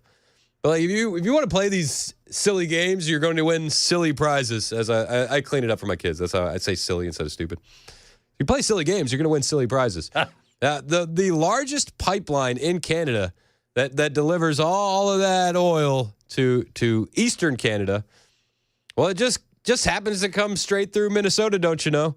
And right through the United States. If you want to play games with energy, I mean, I feel like they could shut that off relatively quickly, and then you'd be pretty screwed. Canada's got a new prime minister too, Mark Carney. He seems like just like the nicest globalist that you could meet. Big tech guy, really worried about clean energy and zero emissions. That's the state of Canada. The Liberal Party voted him in. Was this yesterday? He got 132,000 votes from the Liberals, and it's like, oh, that's nice. That's nice. Chrystia Freeland, who was the one that a lot of people were making noise about, like, ooh, she might be the Liberal leader of Canada. She got like 10,000 votes. She got blown out of the water by a guy that's never held an elected office. It's embarrassing. It's embarrassing. Speaking of embarrassing, AOC and her illegal alien staffer. I'm looking at a lot of your texts online on taxpayer money. Yeah. Oh, yeah. Taxpayer money. He was the deputy communications director. He's now self-deported, this illegal alien working for AOC. And people are saying, was he paying taxes? Yes, he was. AOC probably got him a Social Security number. Yeah. Wouldn't that be an impeachable offense for AOC? 8403 text in. It's like, yeah, if she wasn't a Democrat, probably. Could you imagine what somebody might say if there was like an illegal alien Russian working for a Republican campaign as deputy communications director? They would lose their mind. But since it's AOC and a Colombian illegal alien, no mainstream media outlet's even going to touch that story. I think that she should be held accountable. I think that she should see maybe some criminal charges. What could we do? I think Tom Homan has a few ideas. Paging Tom Homan. Have you heard this story about AOC? I can't wait to see where it goes. Now, again, liberal media, mainstream media, not going to touch it.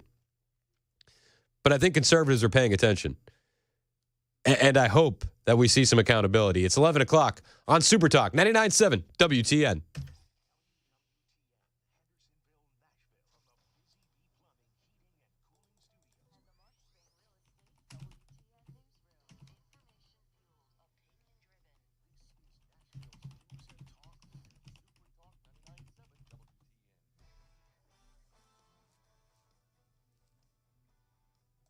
Eleven o'clock on the dot. I'm Ken Weaver with your top stories. Got the full forecast coming up in 5 minutes. Well, the Associated Press reports about 1.5 million Americans' electricity bills are going to be going up now that the Ontario province, which provides electricity to Minnesota, New York, and Michigan, says it's going to charge 25% more in response to President Trump's tariffs. President Trump asking Americans hold steady. I think the tariffs are going to be the greatest thing we've ever done as a country. It's going to make our country rich again. Trump says the tariffs will bring companies and factories back. Another federal government shutdown looming. Stephen Portnoy reporting the House expected to vote tomorrow on a GOP-crafted spending bill. Beyond a few tweaks cutting some domestic spending and boosting it at the Pentagon, the bill mostly keeps government agencies funded at their current levels. But House Democrats, who typically vote to avoid shutdowns, say they won't be on board this time because there's nothing in the bill to prevent future DOGE-related cuts. Should it pass on a party line basis in the House, at least 8 Democrats in the Senate would have to sign on to break a filibuster and avoid a Friday night shutdown. The Centers for Disease Control plans to study whether vaccines cause autism. A spokesman for the Department of Health and Human Services confirmed the effort in a statement over the weekend. The department now run by Robert F. Kennedy Jr., who's expressed skepticism about vaccine safety. ABC's Ann Flaherty covers healthcare and has the latest. HHS is not giving us a lot of details. I did ask, what exactly are you going to be studying? Who's going to be leading it? They didn't answer that question. We don't know exactly how they're going to be managing this. Kennedy has said that he has his own research and his own science that he would like to show people. So we don't know exactly what's going to happen, but we do know that he is going to take a fresh look at this. Here in Nashville, a woman hit in the chest by a bullet fired outside her home overnight. News 2's Megan Fee says it happened in East Nashville. The 1600 block of Trutland Place, that's in the McFerrin Park area. And this was reported just before midnight. Police say the woman was shot inside the duplex when she was in an upstairs room. She was taken to Vanderbilt in critical condition. Woman is said to be fighting for her life. And in Hopkinsville, a 10-year-old airlifted to a Nashville hospital after a traffic crash. Driver of the child's car driving on Eagle Way when he tried to exit but realized it was the wrong exit. He turned back onto Eagle Way but collided with a truck. A 2-year-old also taken to the hospital. And there was shock and anger at the Virginia Indoor Track Championships on Friday after one runner attacked another with a baton in the middle of a race. Happened during the 200-meter relay at Liberty University when Kaylin Tucker, that is, smacked on the head as she passed another runner. She suffered a concussion and possible skull fracture. Her mother says neither the runner nor the coach apologized. That's the latest news. Weather's next. I'm Ken Weaver, WTN News.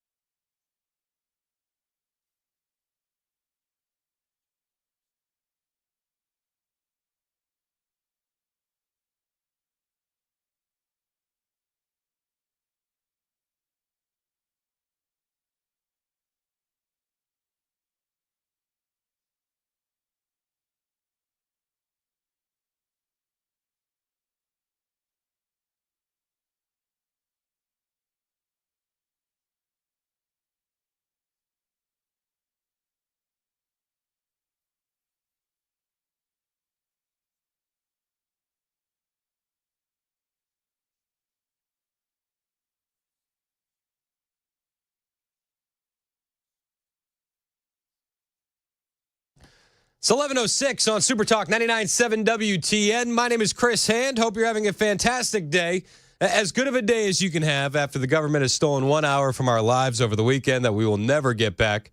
I do appreciate you listening, however you're listening. The show is brought to you by Better Water LLC, water filtration systems, water softeners, betterwater.com. You can listen to us on the iHeartRadio app, the TuneIn app. You can watch us on Facebook, Twitch, Twitter, and YouTube. If you're over on YouTube, join the chat, jump in the conversation, hit like and subscribe while you're there. We do appreciate it. Got a story here, and it's according to the New York Times, so it's propaganda to a certain extent.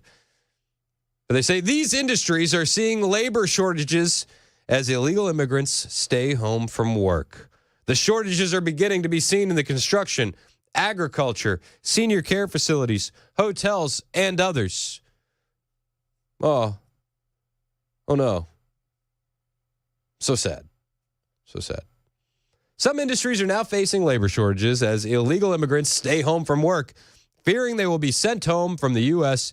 as the Trump administration has been ramping up efforts for deportations. The shortages are beginning to be seen in the construction, agriculture, senior care facilities, hotels, and more. And others are fearing that they will be deported, so they stay home from work, according to the New York Times. Businesses across industries know what comes next when their workforce disappears. Restaurants, coffee shops, and grocery stores all struggling to stay open.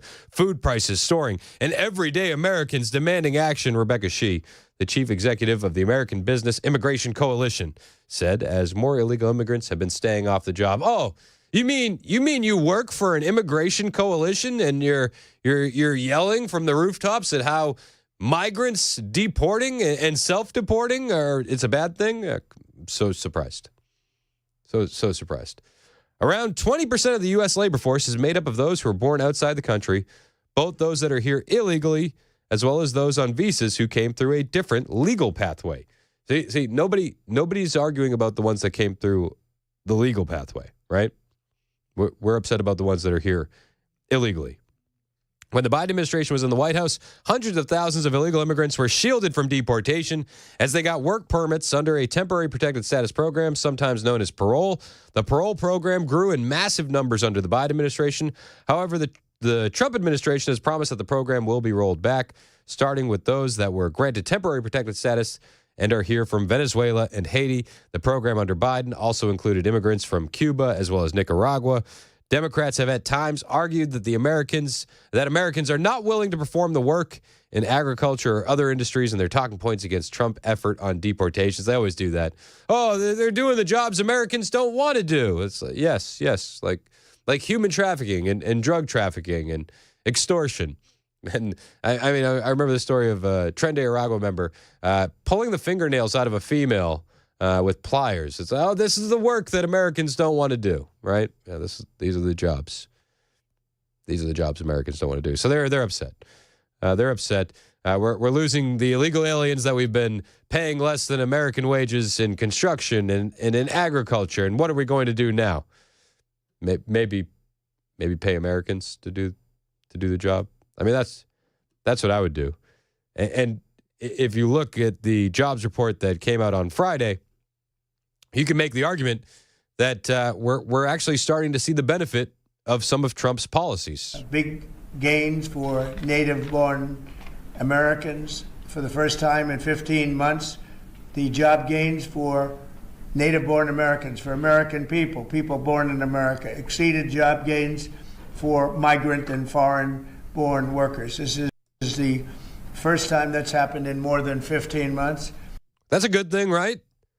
Americans are being prioritized for jobs over illegal aliens? Who's going to complain about that? I mean, obviously, the Democrat elite class will complain about that. But Americans aren't going to complain about that. Your average American on the street, if you said, who would you rather be hired, an illegal alien or an American for this job? Yeah, they'd go with the American. And we've seen this now for the first time in 15 months.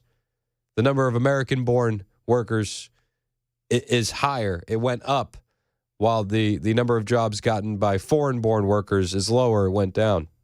Employment for native-born workers went up by 284,000, while foreign-born workers went down by 87,000.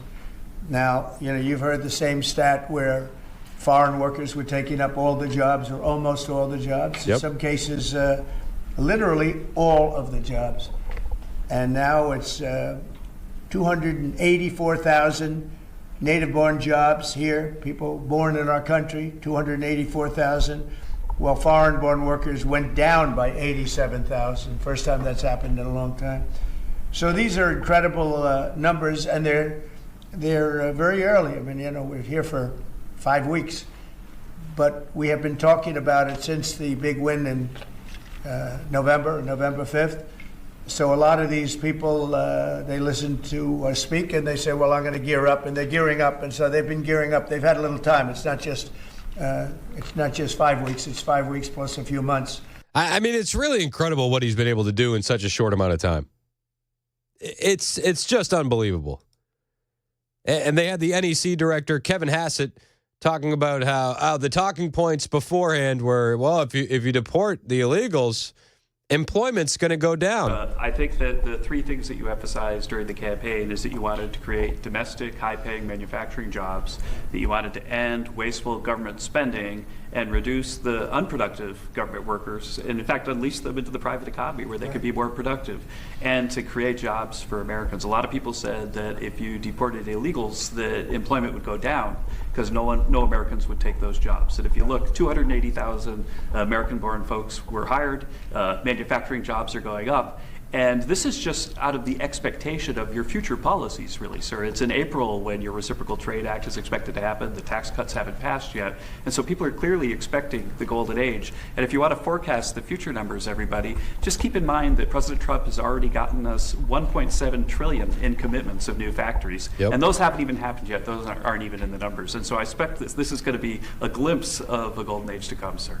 A glimpse of the golden age to come. And the golden age is going to benefit Americans. Isn't that revolutionary? I love to see it. John in Lebanon wants to talk about American workers. What's up, John? Yes, sir.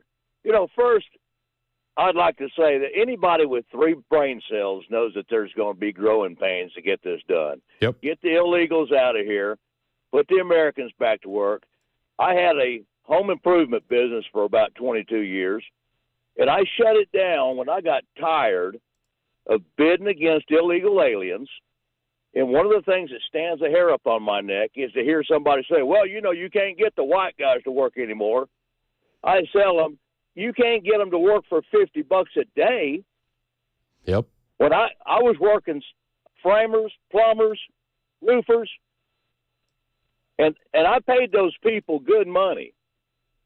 And it just makes my hair stand on end to hear these people that want to employ the illegal aliens, get the cheap labor, get the job done for nothing. Never mind that the quality suffers big time. Yep. But I hope Doge goes in there. I hope Musk goes in there and turns every rug over, looks under every desk, find these idiots and get them out of our government, fire them, get rid of the waste, and I want to see some handcuffs and some prison sentences. Hey, me and you both. Silver bracelets would be nice. I appreciate the call, John. Yeah, listen, we're just seeing the tip of the iceberg here from Trump's plan. Howard Lutnick was on TV all weekend saying, listen, we're building a foundation here. That's what you're seeing. Yes, there's going to be some growing pains, but the foundation that we're building is America first and strong. And we saw manufacturing jobs rebounding. We were losing 10,000 manufacturing jobs a month, right around there, give or take, napkin math, of course. We're losing 10,000 a month under Joe Biden and the Democrat administration. That's completely flipped now. They added 10,000 manufacturing jobs. 9,000 of them are in the auto industry. And this is just the beginning. You heard Kevin Hassett say in that last clip, we haven't even seen the benefit from that $1.7 trillion of investment that's going to be coming here from the semiconductors, the chips, the Apple investment, and so on and so forth. We haven't even seen those jobs start to hit yet. This is just the beginning. Peter Navarro talking about this over the weekend. Well, let's think about what's happened since President Trump took office. He's had, $1 trillion of new investment pledged here by the semiconductor companies, by Apple folks. We saw the last time with steel and aluminum tariffs with steel, we had $15 billion of new investment. So I reject the idea that there's uncertainty. The uncertainty is created by the fact that people don't take President Trump at his word. Now, with respect to... I love that line. People say there's uncertainty, but the uncertainty is the fact that people don't take President Trump at his word. Trump just ends up being right. If you just stay patient, Trump will be proven right. The uncertainty is people don't take President Trump at his word. Line of the day. President Trump at his word. Now, with respect to the negotiations that we're having now with Canada and Mexico, the way the media portrays it is, oh, the president put tariffs on and then he takes them off and we're not certain what's happening. If you just simply parse what's going on, David, it's a negotiation and we're winning.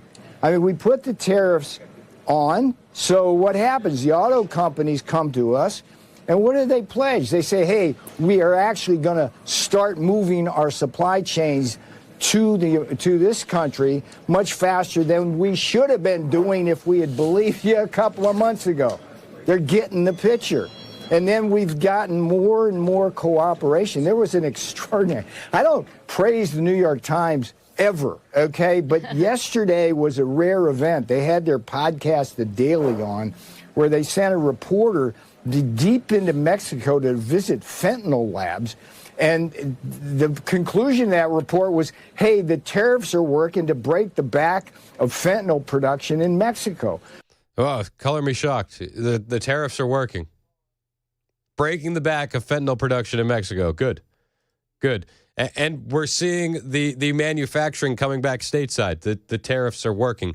Siemens announces $285 million investment in U.S. manufacturing.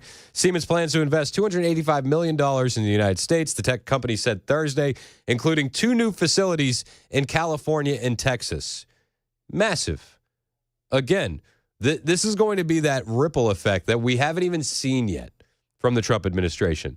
The U.S. is the largest market for the company. The recent investments in the Siemens U.S. manufacturing footprint and the planned acquisition of Altair, a Michigan-based software company, mark more than $10 billion in investment in the U.S. We believe in the innovation and strength of America's industry. That's why Siemens has invested over $90 billion in the country the last 20 years. This year, our investment will bring the number to over $100 billion. Roland Busch, president and CEO of Siemens AG, said in a statement, we're bringing more jobs, more technology, and a boost to America's AI capabilities. We're seeing this over and over again. All of these industries, all of these companies going, you know what? The smart move, the smart play is to invest in America. But the price of eggs. Oh, I wish you had the same energy just a few months ago. The price of eggs, guys, the price. Will somebody think of the price of eggs? Well, people have thought of it. Dr. Peter McCullough, who you may remember as one of the big guys during COVID, exposing the lies of the medical industrial complex and the health industries. Well, Peter McCullough, this is interesting. Peter McCullough is saying that the new bird flu that made us cull all those chickens has lab origins. Oh, color me shocked. This strain of bird flu is different. This looks like it has actually come from serial passage research done at the USDA Poultry Research Laboratory in Athens, Georgia. We're so sure of it, we've published this in a peer-reviewed paper, and it hasn't been disputed by any of the public health officials. We cite the USDA research. Oh, the price of eggs. Turns out it was just allegedly a gain-of-function research virus. Oh, nice. Peter McCullough said that. I'll bring you what Peter McCullough said on the alleged origins of that bird flu when we get back. It's 11:20 on Super Talk 99.7 WTN.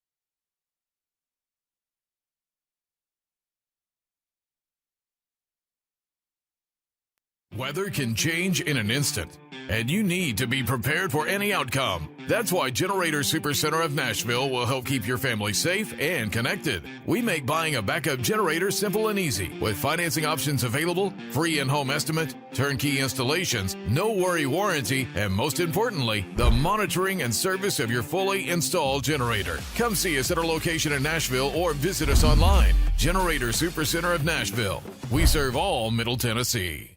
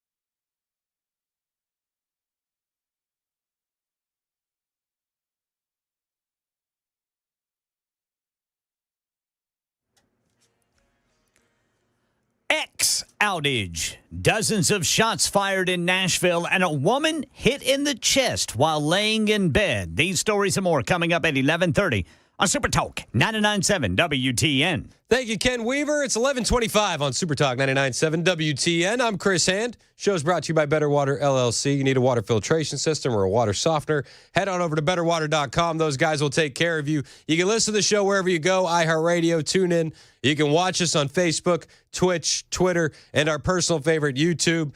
We have the most red-pilled chat in America going on our show every single day over on the YouTube channel. Hit like and subscribe while you're there. So Dr. Peter McCullough, he's got some accusations on the new bird flu strain. You know, the ones that made Biden cull all those chickens. Peter McCullough is going around show to show, podcasts. He was on the High Wire with Del Bigtree, and he's made the accusation that bird flu strain has lab origins.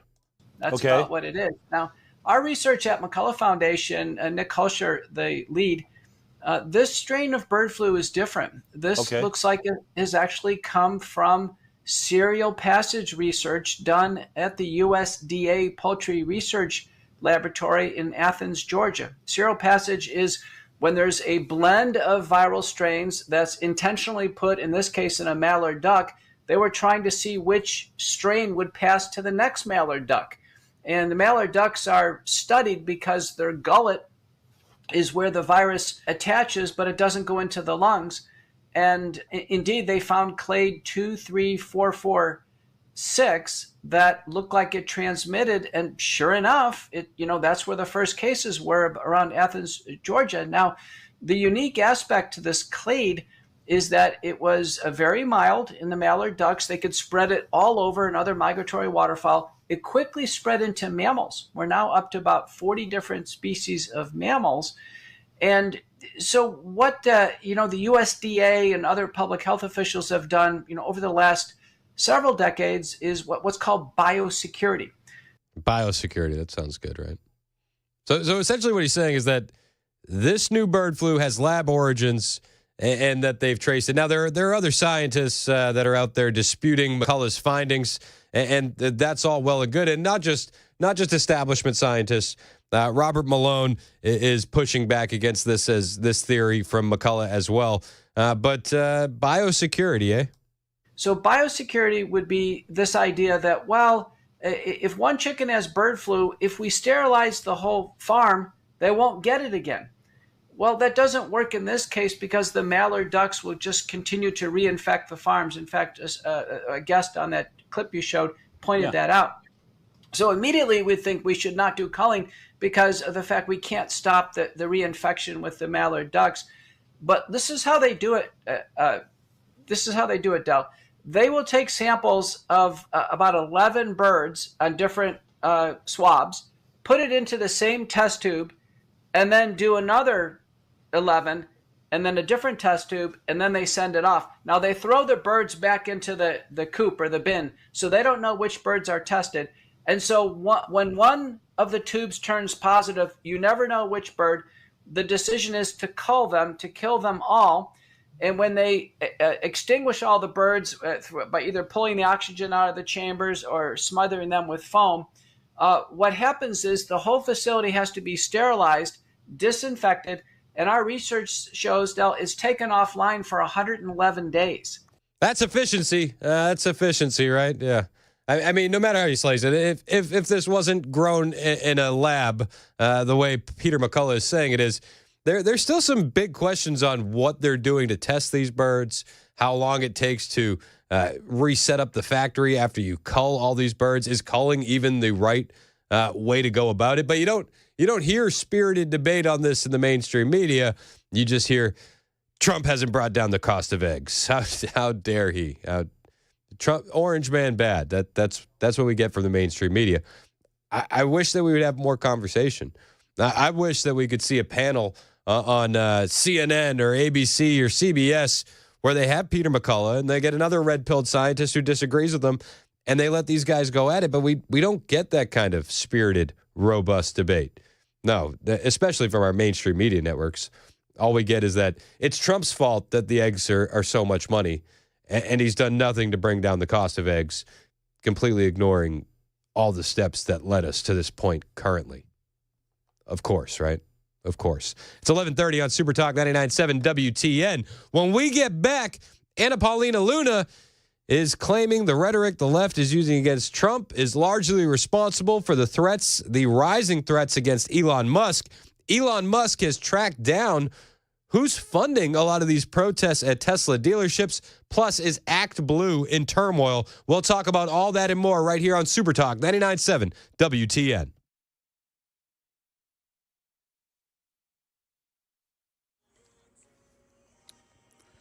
$11:30 on the dot. I'm Ken Weaver with your top stories. Full forecast in 5 minutes. X-users are reporting in outages again today. There have been 3 today. 2 prior ones took about 45 minutes each to clear up. Variety reporting these X outages have affected thousands of users in the U.S. and the United Kingdom. Here in Nashville, a woman fighting for her life after getting shot in the chest while laying in bed. Channel 4's Joylyn Bukovac says the gunfire was from someone driving by. Metro police are still trying to piece this one together. Right now, they are working to determine why this home may have been targeted. But here's what we know so far. We know at least 16 shots were fired along Trutland Place just after 11 o'clock. Those bullets went into 2 sides of a duplex, striking a woman in the chest as she was lying in her bed. Officers had to break into a window to get to her. The other side of the duplex was also hit, but the 2 people living in there were not hurt. Neighbors reported hearing gunshots and then squealing tires. No suspect information at this time.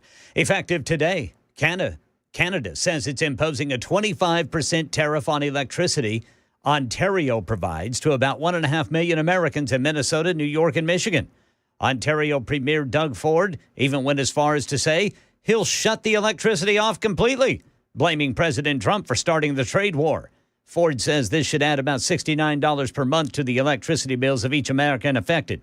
And in Washington, D.C., the area known as Black Lives Matter Plaza is getting dismantled. It comes after legislation passed by Republicans in Congress. D.C. Mayor Muriel Bowser said the space will be earmarked to create art celebrating the 250th anniversary of the U.S. next year. That's the latest news. Weather's next. I'm Ken Weaver, WTN News. That's Ken in the newsroom. It's 11:32 on Super Talk 99.7 WTN. I'm Chris Hand, and it is spring rebate madness at Busy Bee Plumbing, Heating, and Cooling. Lots of ways for you to save some good coin. Listen to these rebates. A mini split 17 SEER or heat pump 17 SEER will land you an $800 rebate. A heat pump 15 or 16 SEER, a $500 rebate. Maybe you don't need either of those. How about some duct sealing or repair? That can land you a $300 $100 rebate. I'm a member of the Beehive Club. I got my text the other day saying, hey, it's time for your annual tune-up. Maybe you're already a member of the Beehive Club. You got the text too.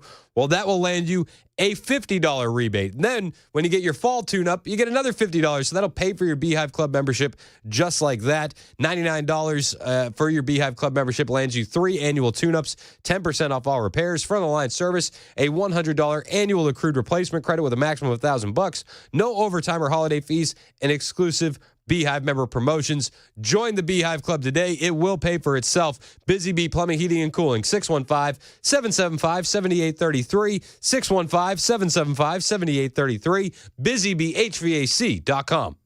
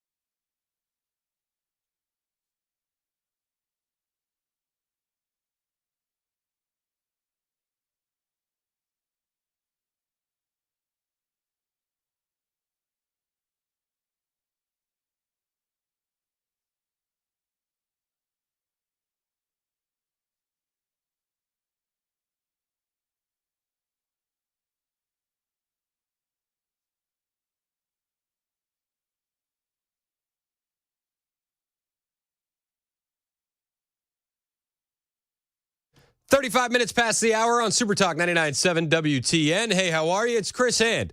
You can find me on True Social and Instagram today because it doesn't seem like Twitter is going to be working.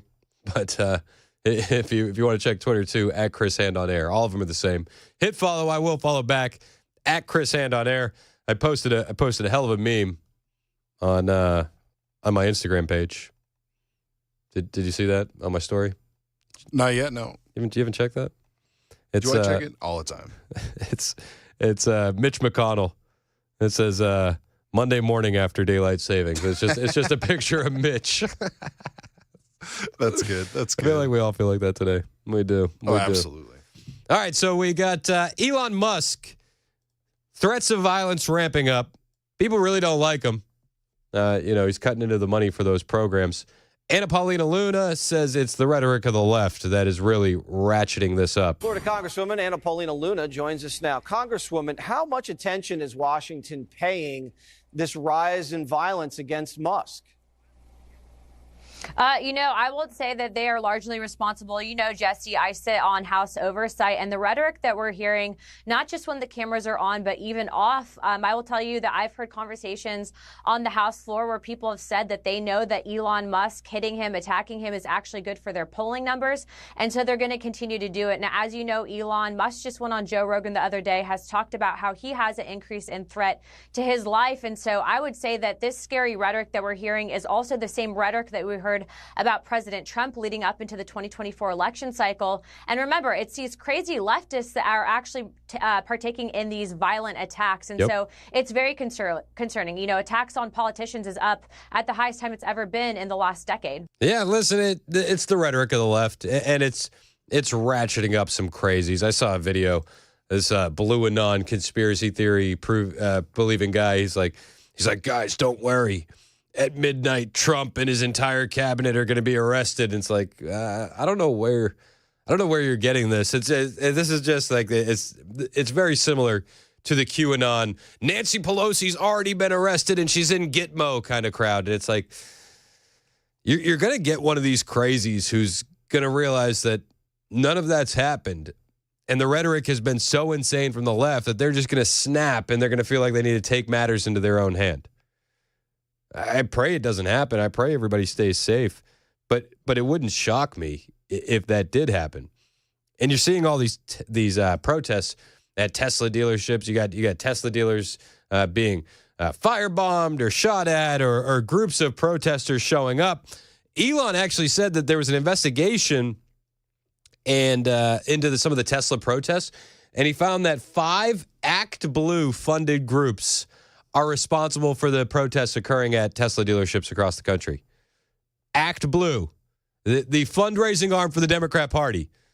It's 5 Act Blue funded groups responsible for these protests. Musk identified the groups as Troublemakers, Disruption Project, Rise and Resist, Indivisible Project, as well as the Democrat Socialists of America. He also named Act Blue funders, including George Soros, Reid Hoffman, Herbert Sandler, Patricia Baumann, and Leah Hunt Hendricks. Act Blue is currently under investigation for allowing foreign and illegal donations and criminal violation of campaign finance regulations. This week, 7 Act Blue senior officials resigned, including the Associate General Counsel, Musk stated on X. The online fundraising platform for the Democrats has been reported to be in turmoil. Following the resignation of these 7 senior officials. They're chickens with their head cut off. Questions have also been raised regarding the legitimacy of some of the donations processed through Act Blue, with House Republicans previously sending congressional inquiries requesting an update on the organization's security, fraud prevention measures, and related procedures. You'll remember this during the election.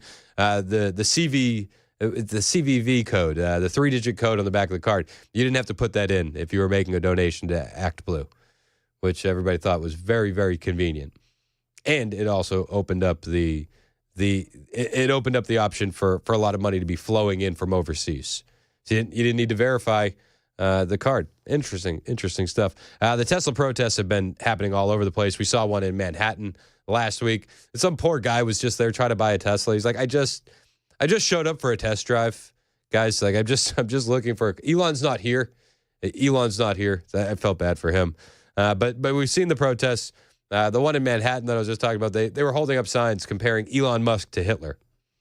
So, yeah, doing pretty good. Elon's going to keep going. The media is trying to stir up a fake fight between him and Marco Rubio. I don't buy into it. Now, was there some ruffling of feathers? Perhaps. Did things get heated once or twice? Maybe. But it seems like these guys are a lot more in lockstep than they aren't. And Rubio, to his credit, he shut down 83% of USAID funding. 83%. That's massive. That's massive. So he's taking the Elon suggestion seriously. President Trump called Elon Musk a patriot for his work at Doge, saying he's really a patriot. He's done a great job, and he's paying a price for it. This is something that's really not good for him, and yet he's doing it. He's opened up a lot of eyes. This is, again, one of those things where yeah, no, this isn't a net positive for Elon Musk. It's not.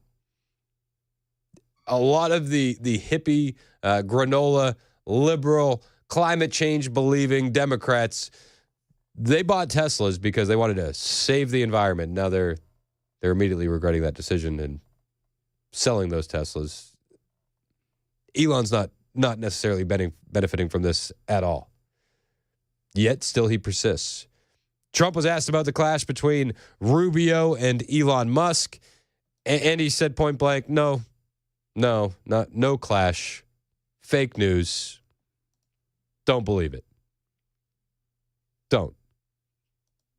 Okay, I'll take his word for it. Elon's going to keep working. There are currently 10 consulting firms contracts with the government that are in Doge's sites. The Department of Government Efficiency has turned its focus onto large contracts that the federal government outsources to different consulting firms. Federal agencies have now been asked by Doge to review their spending as well as contract costs with consulting firms. There are 10 major firms whose contracts with the government are now under review.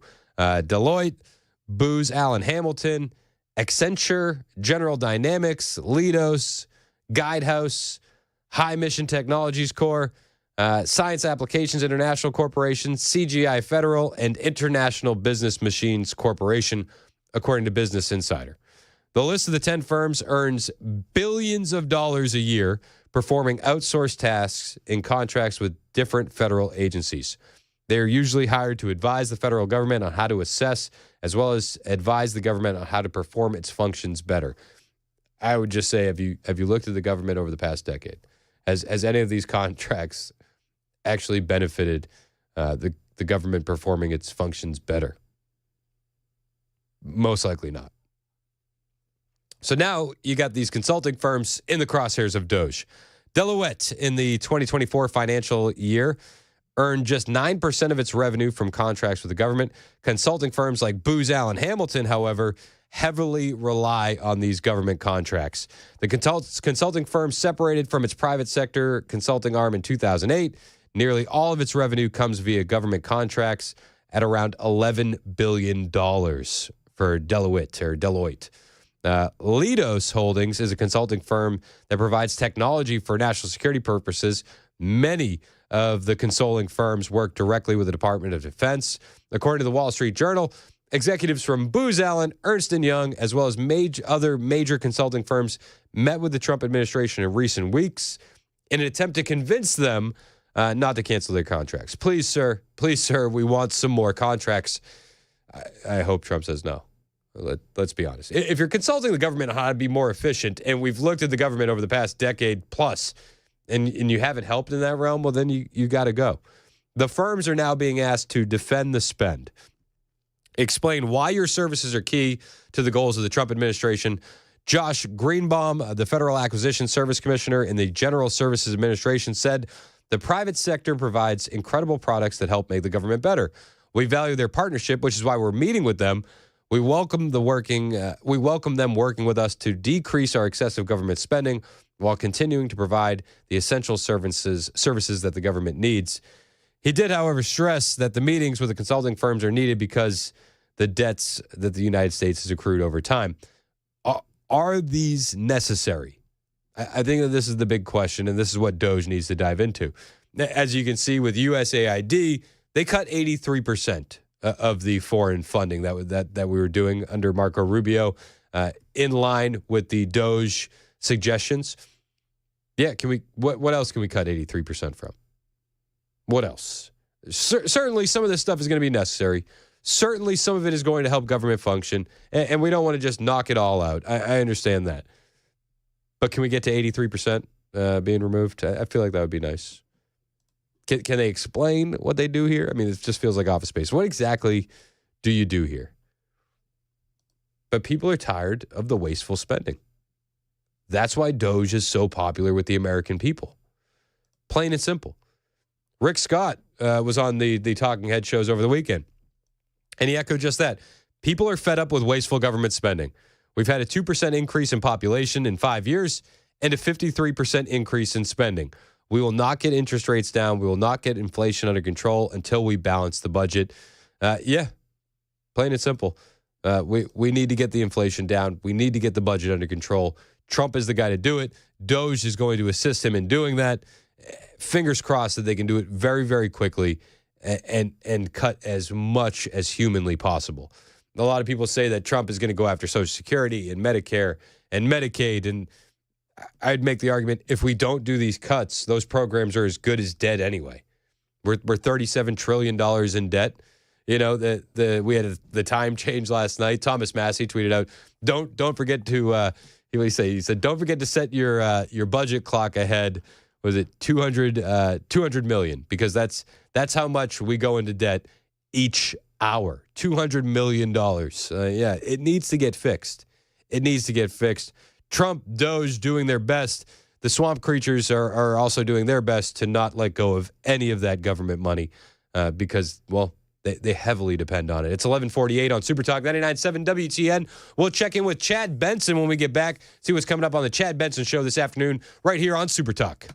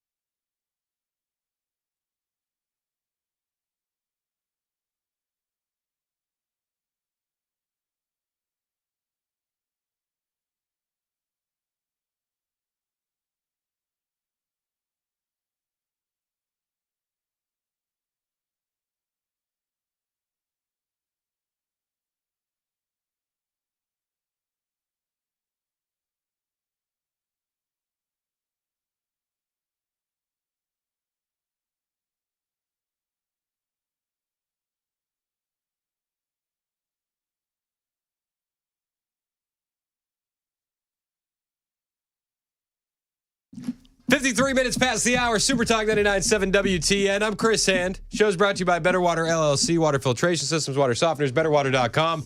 Chad Benson's in studio. Hold on, I got to get the chair up here. Fighting with a chair. I know. What's up? What's up, man? You had a good weekend? Traveled. So I didn't know you were traveling. Yes. I found out last minute that you weren't going to be in on Thursday. So I had assumed that you had a batch of the diarrhea. No, I did not. I had a batch of going to L.A., Southern California, for my little sister's wedding. Oh, cool. It was a party. Well, congratulations. So I had a great time. It was awesome. It was, and I hate weddings. I always tell, I said, Bree, I'll give you money or I'll come to your wedding. She's not getting both. She chose She goes, for you to come? No, she's one of the few, like, we've always been close because my sister was a mess. And she's my niece. My mom's adopted her. My sister was a mess. Her dad was in and out of her life. And in fairness to him, Brian has stuck around as much as he possibly can for the years of hell. But it is, it's always her and I for the first 4 or 5 years. I took care of her, and my grandma and I love her to death. She's great. And the guy she married, I just said, God bless you, Daka, because she is such a bitch. My little sister is hell on wheels, dude. She is awful. It takes a special person to marry her, and he was it. Best of luck. That's it. And he just laughed because they got 2 little girls, and it was a great wedding. It was a lot of fun and a lot of drinking. My little brother got so drunk. It was awesome. Really? It like drunk beyond. They had to cut him off at the open bar at the family wedding. They had a security guard make sure he didn't get any more booze. It sounds like one of my weddings I go to to up in Massachusetts, not it's California. Like one of those things. And I thought, but he's a fun drunk, and it was crazy. Because you think, first of all, traveling with kids, this dude is hell. Yep. For whatever reason, like you and I remember watching what's his name, Dan Patrick one time, and he talks about how he travels. He goes, I don't buy any. He goes, I don't take anything. He goes, I take just this little bag. And if I'm going somewhere for a week, I get there, I go straight to like a department store. I buy everything I need right there. I wear it once, throw it away, get back on a plane and leave. It's got to be nice. Yeah, but the whole thing is, it's like my wife was so stressed out. It was just crazy. Finally got on the plane. It was Charlie's first plane ride, and she thought it was the best thing ever. But we had to go from here to Dallas to Burbank. And then, it was like 4 flights, but it was chaos and so much food. Yeah. Do you find yourself, because you grew up in California. Oh, yeah. Do you find yourself driving around and looking out the window and going, this is exactly why I'll never move back? 100%. So what were those moments that you saw that you were like, no, this is a hard pass? We got in on Thursday, because it's 2 hours difference. We got into like 1:30 in the afternoon or 11:30, 12:30. 2 hours to go 20 miles. I thought, I want no part of this, right? So 2 hours to go 20 miles. And then everywhere you go, like in certain parts at OC and in LA, just homeless encampments. How does that fly? I don't understand it. It is, you know what, man? To this day, I don't know. And it was the same thing when I was in Phoenix. They had a place called The Zone that actually, it blew up because of a New York Times article. That guy was trying to sell his place. He couldn't sell it. And then it was an embarrassment because they kind of put it where they hoped nobody would see it. Yeah, because they had the fences around it with like the construction paper up over the fences. It was like a Detroit voting center. Yeah. What ends up happening is eventually it just grows. Yeah. And that's the same thing. Places that I was a couple, like 6 months, a year ago when I was out there, it's like this seemed normal. Now it's everywhere. It's like places you wouldn't even think it should be. In super populated, well-to-do areas, even middle-class areas. And in some places, it's just a regular neighborhood, and you got 4 or 5 people now parking on the street and or sleeping in tents in yards. What did locals do? Like, what kind of recourse do you have? They don't know what to do. Because it's not like you can necessarily sell the house and leave because who's going to buy it? Yeah, and then if you do sell it, where are you going to go? Because if you have to stay in California, what are you going to do? Because everything's so ridiculous. It's insane. I don't know why anybody would want to live in that state. No, I don't. I mean, there are places you go. I mean, the weather's gorgeous. All of that stuff is true. If you took away all the stuff, it's the most beautiful state on the planet. The reality is it's become a dumpster fire, and they've allowed it to be a dumpster fire. And somewhere along the line, California politicians decided being a heroin addict, being homeless was a lifestyle choice. It wasn't an issue. And then it became, that's what's happened. And so I don't know. I mean, I look at this. My mom says, my little brother, the only reason she's there is because my little brother, Spencer, he has all these services and stuff through California. Mm-hmm. If he was to, my mom always says, if something was ever happened to Spencer, we're selling the house the next day and we're moving. Really? Because I can't be in this state anymore. It is, and she used to go to Chalk, which is this big Orange County hospital. Then they made her go up to L.A. because once he got to 18, it was just for children. He had to go to L.A. And she goes, now we go to L.A. They escort you from the patient parking lot for long-term to the hospital with security guards because of all the homeless. That's how bad it is? You can't even walk into the hospital without fear of being robbed. They have like a long-term parking for people who are there. Because when Spencer goes to the hospital, it's usually for like a week or two. And no, they have to escort you now. Wow. And this, and even my stepdaughter today, we were out somewhere, and she goes, "God, this place smells like urine." And this is the place that San Francisco and certain areas, at one time the Miracle Mile and some of these places, Skid Row. Okay, that was kind of a thing. It's everywhere now. That's insane. Yeah, it's heartbreaking too. It is. It's heartbreaking. There are good Americans out there that have done nothing wrong. No, and are essentially trapped. Yeah. Yeah, and they're trapped. They're trapped because their life is expensive, and to move anywhere else and try to even live semi-affordable, because so many people owe so much on their houses. They're stuck. They're stuck there. It's crazy. Yeah. It's sad. But you get what you vote for. You do. You get what you vote for. And there's no doubt. And the thing is, they've rigged it so they have the permanent underclass for voting that will always keep them in power. Which it just blows my mind. I did the same thing when I was living in Detroit. It's like, guys, you've been voting for the same people for years. It just gets worse and worse and worse. Why not try the other way? California will not fix the homeless problem over the weekend, though. Did you see the guy that did the Simpsons treehouse? No. They made him tear it down, or he was going to have to go to criminal court on Wednesday. Oh. 20 years it's been up. It is really a Simpsons treehouse that everybody loved. They made it tear him down. Priorities. Yes. Solid priorities. California, yeah. All right, well, looking forward to the show with Chad Benson. Hang out with us. A lot more Super Talk on the way all day long right here on Super Talk 99.7 WTN.